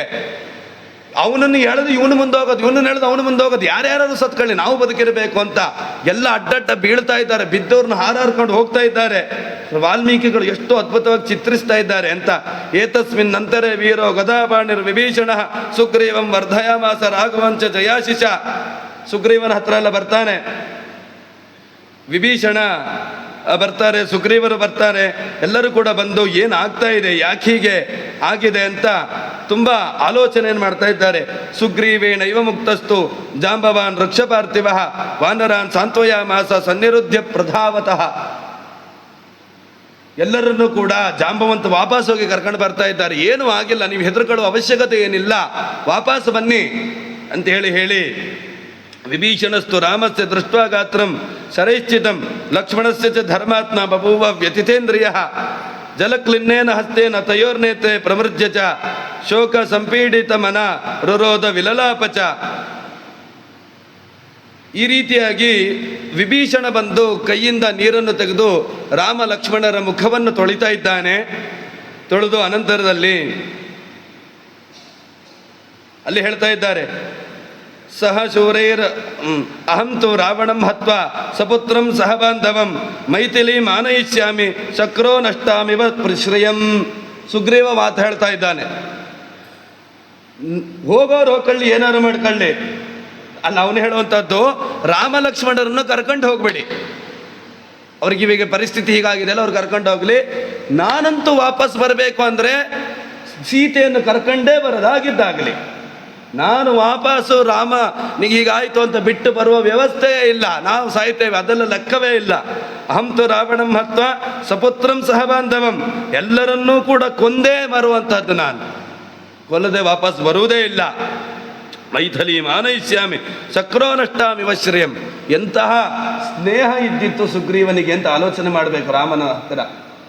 ಅಂದರೆ ಇಂತಹ ಪರಿಸ್ಥಿತಿಯಲ್ಲೂ ರಾಮನಿಗೋಸ್ಕರ ರಾಮನ ಹೆಂಡತಿಯನ್ನು ನಾನು ಕರೆದುಕೊಂಡೇ ಬರುವಂಥದ್ದು ಅಂತೇಳಿ ಹೇಳ್ತಾನೆ ಅಂತೇಳಿ ಹೇಳಿದರೆ, ಕೋತಿಯನ್ನು ಎಷ್ಟು ತಾನು ತನ್ನ ಮಿತ್ರತ್ವಕ್ಕೆ ರಾಮ ತೆಗೆದುಕೊಂಡಿದ್ದ ಅಂಥೇಳಿ, ಕೋತಿಗಳನ್ನು ಎಷ್ಟು ರೀತಿಯಲ್ಲಿ ಅವನು ತನ್ನ ಮಿತ್ರರನ್ನಾಗಿ ಮಾಡಿಕೊಂಡಿದ್ದ ಅಂತ ನಾವು ಅದರಲ್ಲಿ ತಿಳಿದುಕೊಳ್ಬಹುದು. ತಾನ್ ಆರ್ತಾನ್ ನಷ್ಟ ಸನ್ನಾಶ್ಚ ಪರಸೋನುಶ್ಚ ಬೃಹಸ್ಪತಿ ವಿದ್ಯಾಭಿರ ಮಂತ್ರ ಯುಕ್ತಾಭಿರ್ ಔಷಧಿ ಬಿಶ್ಚಿಕಿತ್ಸತಿ. ಅಲ್ಲಿ ಹೇಳ್ತಾರೆ, ಹಿಂದೆ ಒಂದು ಕಥೆ ಆಗಿದೆ, ಇಷ್ಟೊಂದು ಹೆದರ್ಕೊಳ್ಳೋ ಅವಶ್ಯಕತೆ ಇಲ್ಲ. ದೇವತೆಗಳಿಗೆ ದಾನವರಿಗೆ ಯುದ್ಧ ಆಗಬೇಕಾದ್ರೆ, ಯುದ್ಧದಲ್ಲಿ ದೇವತೆಗಳು ಈ ತರಹ ಬಿದ್ದಾಗ ಬೃಹಸ್ಪತಿಗಳೆಲ್ಲರೂ ಕೂಡ ಬಂದು ಅವರಿಗೆ ಮಂತ್ರಗಳನ್ನು ಹೇಳಿ ಅವರನ್ನು ಬದುಕಿಸಿದ್ದಿದೆ. ಹಾಗಾಗಿ ಹೆದರುಗಳು ಔಷಧಿಗಳಿದ್ದಾವೆ, ಅಲ್ಲೆಲ್ಲವೂ ಕೂಡ ಔಷಧಿಗಳನ್ನು ನಾವು ಕೂಡ ತರೋಣ. ತಾನಿ ಔಷಧಾನಿ ಆನಯಿತಂ ಕ್ಷೀರೋದಂ ಯಾಂತು ಸಾಗರಂ. ಕ್ಷೀರ ಸಮುದ್ರಕ್ಕೆ ಹೋಗ್ಬೇಕು ಔಷಧಿ ತರಲಿಕ್ಕೆ, ಇಲ್ಲಲ್ಲ. ಕ್ಷೀರ ಸಮುದ್ರ ಅಂದರೆ ಎಷ್ಟು ದೂರ ಇರುವಂತಹದ್ದು, 7 ದ್ವೀಪಗಳು ಇರ್ತದೆ. ಆ ದ್ವೀಪಗಳನ್ನೆಲ್ಲವನ್ನು ಕೂಡ ದಾಟಿ ಕ್ಷೀರ ಸಮುದ್ರ ಬರುವಂತಹದ್ದು. ಆ ಕ್ಷೀರ ಸಮುದ್ರಕ್ಕೆ ಹೋಗಿ ಅಲ್ಲಿ ಪರ್ವತದಲ್ಲಿರುವಂಥ ಔಷಧಿಗಳನ್ನು ತೆಗೆದುಕೊಂಡು ಬರಬೇಕು. ಕಪಿಗಳು ಅಲ್ಲಿಗೆ ಹೋಗಿ ತರಲಿ ಅಂತೇಳಿ ಹೇಳ್ತಾನೆ. ಜವೇನ ವಾನರ ಶೀಘ್ರಂ ಸಂಪಾತಿ ಫನಸಾದಯ ಹರಯಸ್ತು ವಿಜಾನಂತಿ ಪಾರ್ವತೀಸ್ತಾಹ ಮಹೌಷಧಿ. ಕಪಿಗಳು ಹೋಗಬೇಕು. ಯಾಕೆ? ಪರ್ವತದಲ್ಲಿರುವಂಥ ಔಷಧಿಗಳು ಮನುಷ್ಯರು ಹೋದ್ರೆ ಗೊತ್ತಾಗುತ್ತಾ? ಕಪಿಗಳು ಎಲ್ಲ ಕಡೆ ತಿರುಗ್ತಾ ಇರ್ತವೆ. ಅವುಗಳಿಗೆ ಏನೇ ಜ್ವರ ಬಂದರೂ ಯಾವುದೇ ಡಾಕ್ಟರ್ ಹತ್ರ ಹೋಗಲ್ಲ, ಅಲ್ಲಿರುವ ಔಷಧಿಗಳನ್ನೇ ತಿಂದುಕೊಂಡು ಸರಿ ಮಾಡ್ಕೊಳ್ತಾರೆ. ಅವರಿಗೆಲ್ಲ ಗೊತ್ತಿಲ್ಲ, ಅವರನ್ನು ಕಳಿಸಿ. ಸಂಜೀವಕರಣೀಂ ದಿವ್ಯಾಂ ವಿಶಲ್ಯಾಂ ದೇವನಿರ್ಮಿತಾಂ. ವಿಶಲ್ಯಕರಣಿ ಸಂಜೀವಕರಣಿ ಅಂತ ಹೇಳಿಬಿಟ್ಟು, ವಿಶಲ್ಯಕರಣಿ ಅಂತಂದರೆ ಬಾಣವನ್ನು, ಶಲ್ಯ ಅಂದರೆ ಬಾಣ, ಅದನ್ನು ಹಾಕಿ ತುಂಡಾಗಿದ್ರು ಆ ಔಷಧಿ ಹಾಕಿದರೆ ಕೂಡ್ತಾ ಇದ್ದಿತ್ತು ಕ್ಷಣಾರ್ಧದಲ್ಲಿ. ಎಂಥ ಔಷಧಿ ಲೆಕ್ಕ ಹಾಕಿ. ಇವತ್ತಿನವರೆಗೂ ಅಂತಹ ಔಷಧಿಗಳು ನಮ್ಮಲ್ಲಿ ಬರಲಿಲ್ಲ. ಅಂಥ ಔಷಧಿಗಳಿತ್ತಲ್ಲಿ. ಚಂದ್ರಶ್ಚ ನಾಮ ದ್ರೋಣಶ್ಚ ಕ್ಷೀರೋದಯ ಸಾಗರೋತ್ತಮೆ. ದ್ರೋಣ ಅನ್ನುವಂತಹ ಒಂದು ಪರ್ವತ ಇದೆ. ಅಮೃತಂ ಯತ್ರ ಮಥಿತಂ ತತ್ರತೆ ಪರಮೌಷಧಿ. ಅಮೃತ ಮಥನ ಮಾಡಿದ ಅಮೃತ ಬಿಂದುಗಳಿದೆ ಅಲ್ಲಿ. ಆ ಔಷಧಿಗಳನ್ನು ತೆಗೆದುಕೊಂಡು ಬರಬೇಕು.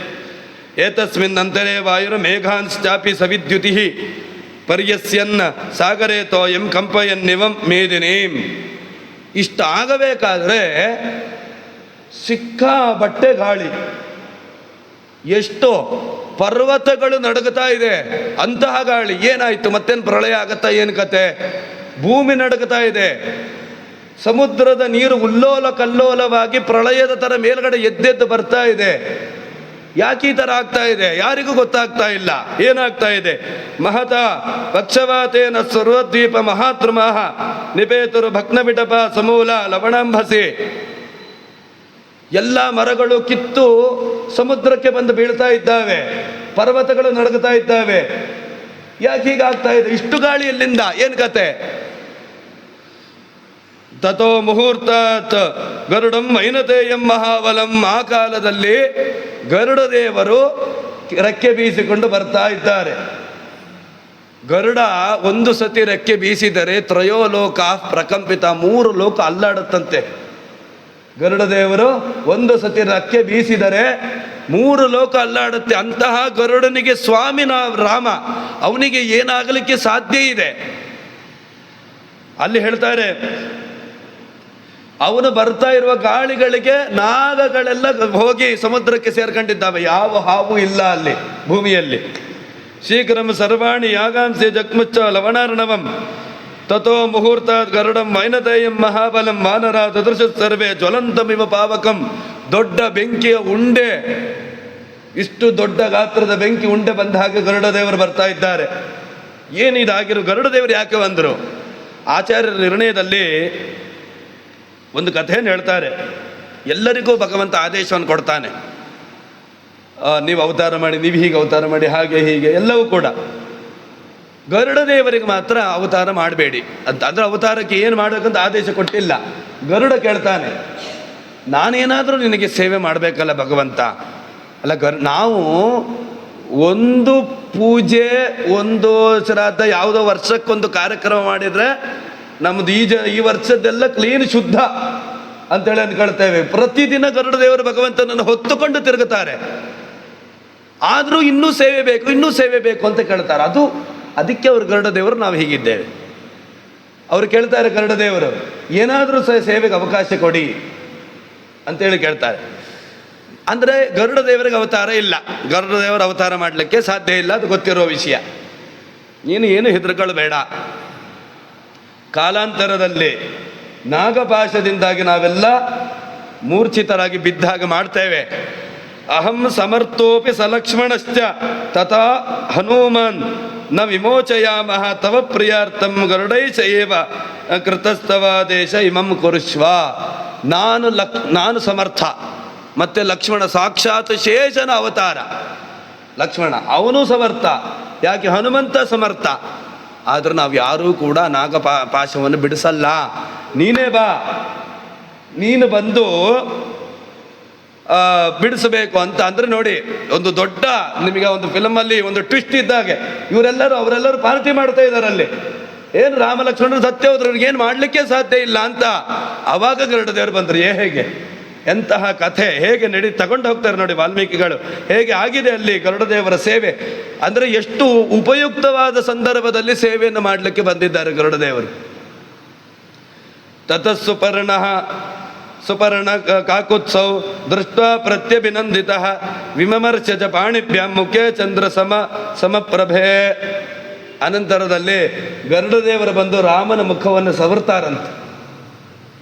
ರಾಮನ ಮುಖ ಗರುಡ ದೇವರು ಬಂದ್ರೇನೇ ನಾಗಗಳೆಲ್ಲ ಹೋಗಿದೆ. ಇನ್ನು ಗರುಡ ದೇವರು ಬಂದು ರಾಮನ ಮುಖವನ್ನೆಲ್ಲ ಒಂದ್ಸತಿ ಸೌರಿ, ಲಕ್ಷ್ಮಣನ ಮುಖವನ್ನೆಲ್ಲ ಸೌರಿ, ಮೈಯೆಲ್ಲ ಸೌರಿದ್ರು ಕೊಳ್ಳೆ ಯಾವ ಗಾಯಗಳು ಇಲ್ಲ, ಎಲ್ಲ ಕ್ಲೀನ್ ಹೊಸ, ಮತ್ತೆ ಮಾಮೂಲಿ ಥರ ಲಕ್ಷ್ಮಣ ಆಗೋಗಿದ್ದಾನೆ.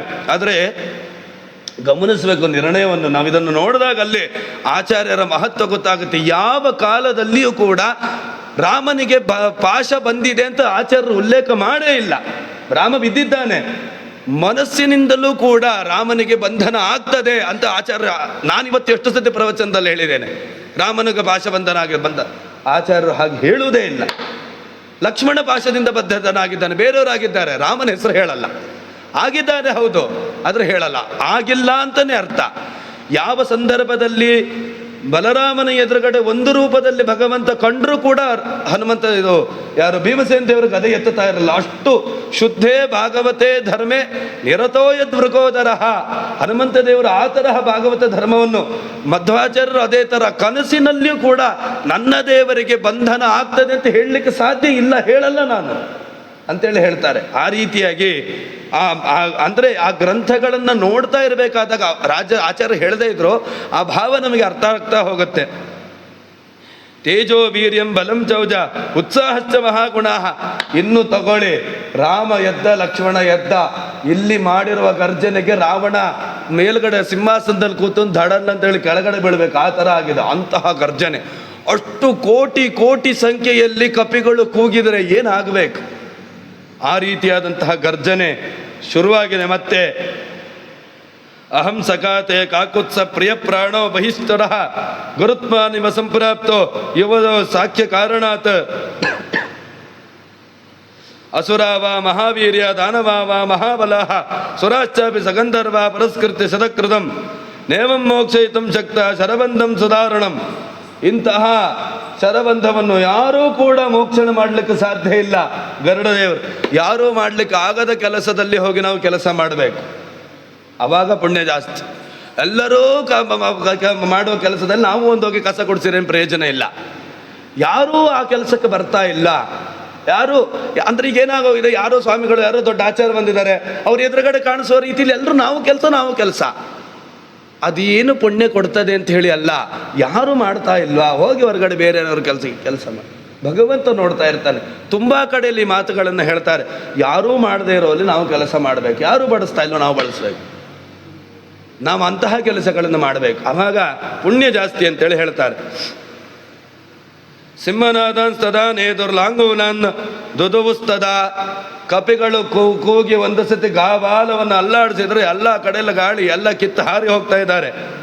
ಆಸ್ಫೋಟ್ಯ ವಿಕ್ರಾಂತ ವಾನರ ನಗಯೋಧಿನ ಧ್ರುಮಾನುತ್ಪಾಟ್ಯ ವಿವಿಧಾಂತಸ್ತು ಶತಸಹಸ್ರಶಃ. ಅಷ್ಟೂ ಜನ ನೋಡಿ. ರುಕ್ಮಿಣೀಶ ವಿಜಯದಲ್ಲಿ ಒಂದು ಮಾತನ್ನ ರಾಜರು ಹೇಳ್ತಾರೆ. ಕೃಷ್ಣನ ಎದುರುಗಡೆ ಕೇಶಿ, ಇವನು ಯಾರು ಧೇನುಕಾಸುರ ಕೇಶಿ ಇರಬೇಕು, ಅವನು ತಲೆಯಲ್ಲಿ ಶೃಂಗಗಳನ್ನು ಧರಿಸಿಕೊಂಡು ಬರ್ತಾನೆ ಭಗವಂತನಿಗೆ ಎದುರುಗಡೆ. ಶೃಂಗ ಅಂದರೆ ಕೊಂಬಿನಿಂದ ಚುಚ್ಚಿ ಸಾಯಿಸೋಣ ಅಂತ, ಭಗವಂತನನ್ನು ಚುಚ್ಚಿ ಸಾಯಿಸ್ಬಿಡೋಣ ಅಂತ. ಅವ್ರೇನು ಮಾಡ್ತಾನೆ, ಭಗವಂತ ಅದೇ ಕೊಂಬನ್ನು ತೆಗೆದು ಚುಚ್ಚಿ ವಾಪಸ್ ಅವನಿಗೆ ಚುಚ್ಚಿ ಸಾಯಿಸ್ತಾನೆ. ಅಂದರೆ ಅವ್ರು ಹೇಳ್ತಾರೆ, ರಾಜರಲ್ಲಿ ಹೇಳ್ತಾರೆ, ನಾವು ನಮ್ಮವರು ಅಂತ ಎಷ್ಟೇ ತಲೆ ಮೇಲೆ ಹೊರಿಸ್ಕೊಂಡು ಮೆರೆಸಿದ್ರು ಶತ್ರುಗಳ ಕೈಗೆ ಸಿಕ್ಕಿದ್ರೆ ಅದು ನಮಗೇ ಮುಳುವಾಗತ್ತೆ. ಶೃಂಗ ನನ್ನ ಕೊಂಬು ಅಂತ ಇದು ಭಾಳ ಬೆಳೆಸಿದ್ದಾನೆ, ಅದನ್ನೇ ವಾಪಸ್ ತಿರುಗಿಸಿ ಭಗವಂತನ ಕೈಗೆ ಸಿಕ್ಕಿತೋ ಶತ್ರುವಿನ ಕೈಗೆ ಸಿಕ್ತೋ. ನಮ್ಮವ್ರು ಯಾರೇ ಆಗಿಲ್ಲ, ನಾವು ತಲೆ ಮೇಲೆ ಮೆರೆಸಿದ್ರೆ ಅವ್ರು ಆ ಕಡೆ ಹೋಗಿ ಸ್ವಲ್ಪ ಇದು ಮಾಡಿದ್ರೆ ಅವರೇ ನಮಗೆ ವಾಪಸ್ ಬಾಣ, ವಾಪಸ್ಸು ಸಾವನ್ನು ಕೊಡ್ತಾರೆ. ಹಾಗೆ ರಾವಣ ಕಿಲೋಮೀಟರ್ ಗಟ್ಟಲೆ ಅಶೋಕವನ ಎಲ್ಲ ಬೆಳೆಸಿದ್ದಾನೆ. ಇವನಿಗೆ ಸುಲಭ ಆಯಿತು ಕಪಿಗಳಿಗೆ, ತಗೋ ವೃಕ್ಷ ತೆಗಿ ಹೊಡಿ, ಮರ ತೆಗೆದ ಹೊಡೆದ. ಇಲ್ಲ ಅಂದಿದ್ರೆ ಅವ್ರ ಹತ್ರ ಬಾಣಗಳಿದೆ, ಇವ್ರ ಹತ್ರ ಏನಿದೆ, ಈ ಕಪಿಗಳ ಹತ್ರ ಏನಿದೆ, ಬದನೆಕಾಯಿ ಏನಿಲ್ವಲ್ಲ. ಮರಗಳನ್ನ ಬೆಳೆಸದೇ ಇದ್ದಿದ್ರು ರಾವಣ ಸ್ವಲ್ಪ ಕಮ್ಮಿ ಆಗ್ತಿತ್ತೇನೋ ಅನ್ಸತ್ತು. ಆ ಥರ ಎಲ್ಲರೂ ಕೂಡ ಅಷ್ಟೂ ಕಪಿಗಳು ಒಂದೊಂದು ವೃಕ್ಷವನ್ನು ತೆಗೆದು ಗದೆಯನ್ನು ಎತ್ಕೊಂಡಂಗೆ ನಿಂತ್ಕೊಂಡಿದ್ದಾರೆ. ಬನ್ನಿ ಈಗ ಯಾರಾದ್ರು ಅಂತ. ಸಸೃಜಂತೋ ಮಹಾನಾದಾನ್ ತ್ರಾಯಂತೋ ನಿಶಾಚರಾನ್ ಲಂಕಾ ದ್ವಾರಾಣ್ಯುಪಜಗ್ಮುಹು ಯೋದ್ಧುಕಾಮ ಪ್ಲವಂಗಮಾಹ. ಮನಸ್ಸಿನ ಸ್ಥೈರ್ಯ, ಮನಸ್ಸಿನ ಒಂದು ಕೆಲಸ ಎಷ್ಟು ದೊಡ್ಡದು ನೋಡಿ. ಅದೇ ಕಪಿಗಳು ಎಲ್ಲರೂ ಮುಂಚೆ ಇದ್ದರು, ರಾಮ ಇರಲಿಲ್ಲ, ಲಕ್ಷ್ಮಣ ಇರಲಿಲ್ಲ. ಅಂದರೆ ರಾಮ ಲಕ್ಷ್ಮಣರು ಕಪಿಗಳಿಗೆ ಸಹಾಯಕರಾಗಿ ಆಗ ಕಾಣಿಸ್ತಾ ಇರಲಿಲ್ಲ ಅವರಿಗೆ. ಆವಾಗ ಎಲ್ಲರಿಗೂ ಆತ್ಮಬಲ. ಒಬ್ಬ ವಿಭೀಷಣ ಬಂದರೆ ಎಲ್ಲರೂ ಓಡಿ ಹೋಗ್ತಾ ಇದ್ದಾರೆ, ಎಂತಹ ಪರಿಸ್ಥಿತಿ ಆಗಿತ್ತು. ಅದೇ ಒಬ್ಬ ರಾಮ ಎದ್ದ, ಅದೇ ಲಕ್ಷ್ಮಣ ಎದ್ದ, ಮುಗೀತು, ಕಥೆನೇ ಬೇರೆ. ಅಂದರೆ ಭಗವಂತ ಸಹಾಯಕನಾಗಿರುವಂತಹದ್ದು ಎಷ್ಟು ದೊಡ್ಡ ವಿಚಾರ ನಮಗೆ. ಭಗವಂತನಿಗೆ ಕಪಿಗಳ ಸಹಾಯ ಅವಶ್ಯಕತೆ ಇಲ್ಲ, ಕಪಿಗಳಿಗೇನೆ ಭಗವಂತನ ಅವಶ್ಯಕತೆ ಇದೆ ಅನ್ನುವ ವಿಚಾರಗಳನ್ನಲ್ಲಿ ತಿರುಪಣ. ತದಸ್ತು ಭೀಮಸ್ತು ಮುಲೋ ನಿನಾದೋ ಬಭೂವ ಶಾಖಾಮೃಗಯೂಥಪಾನಾಂ ಕ್ಷಯೇ ನಿದಾಗಸ್ಯ ಯಥಾ ಘನಾನಾಂ ನಾದಸ್ಸು ಭೀಮೋ ನಗತಾಂ ನಿಶೀಥೇ. ಬೇಸಿಗೆ ಕಳೆದ ಮೇಲೆ ಮೇಘಗಳ ಘರ್ಜನೆಗಳಂತೆ ಈ ವಾನರರು ಕಪಿಗಳೆಲ್ಲರೂ ಕೂಡ ಭಯಂಕರ ಘರ್ಜನೆಯನ್ನು ಮಾಡ್ತಾ ಇದ್ದಾರೆ. ರಾವಣನಿಗೆ ಅಲ್ಲಿ ಹೆದರಿಕೆ ಶುರುವಾಯಿತು. ಇಂತಹ ಒಂದು ಪರಿಸ್ಥಿತಿ ಬರ್ತದೆ ಅಂತ ಎಣಿಸಿಯೂ ಇರಲಿಲ್ಲ. ಬಂತು, ಮುಂದೆ ಏನಾಗತ್ತೆ, ಅವನು ಮತ್ತೆ ಏನು ಮಾಡ್ತಾನೆ. ಇಲ್ಲಿ ಕಥೆಗೆ ತಾತ್ಪರ್ಯದಲ್ಲಿ ಮತ್ತು ವಾಲ್ಮೀಕಿಗಳ ರಾಮಾಯಣದಲ್ಲಿ ಆನುಪೂರ್ವಿಗಳು ಸ್ವಲ್ಪ ವ್ಯತ್ಯಾಸ ಇದೆ. ಅದು ಗ್ರಂಥ ಪ್ರಕ್ಷಿಪ್ತ ನಿಕ್ಷಿಪ್ತವೂ ಆಗಿರಬಹುದು. ನಮಗಂತೂ ರಾಮನ ಮಾಹಾತ್ಮ್ಯವನ್ನು ತಿಳಿದುಕೊಳ್ಳಲಿಕ್ಕೆ ಯಾವುದೇ ಬಾಧಕ ಇಲ್ಲ, ಅಷ್ಟು ಸಾಕು. ಅದನ್ನು ನಾವು ಮುಂದೆ ನಾಳೆ ರಾವಣ ಏನೇನು ಮಾಡ್ತಾ ಇದ್ದಾನೆ ಅನ್ನುವಂತಹ ವಿಚಾರಗಳನ್ನು ನಾಳೆ ಸೇರಿದಾಗ ಮತ್ತೆ ನೋಡೋಣ ಅಂತ ಹೇಳ್ತಾ ಶ್ರೀಕೃಷ್ಣ ಅರ್ಪಣಮಸ್ತು.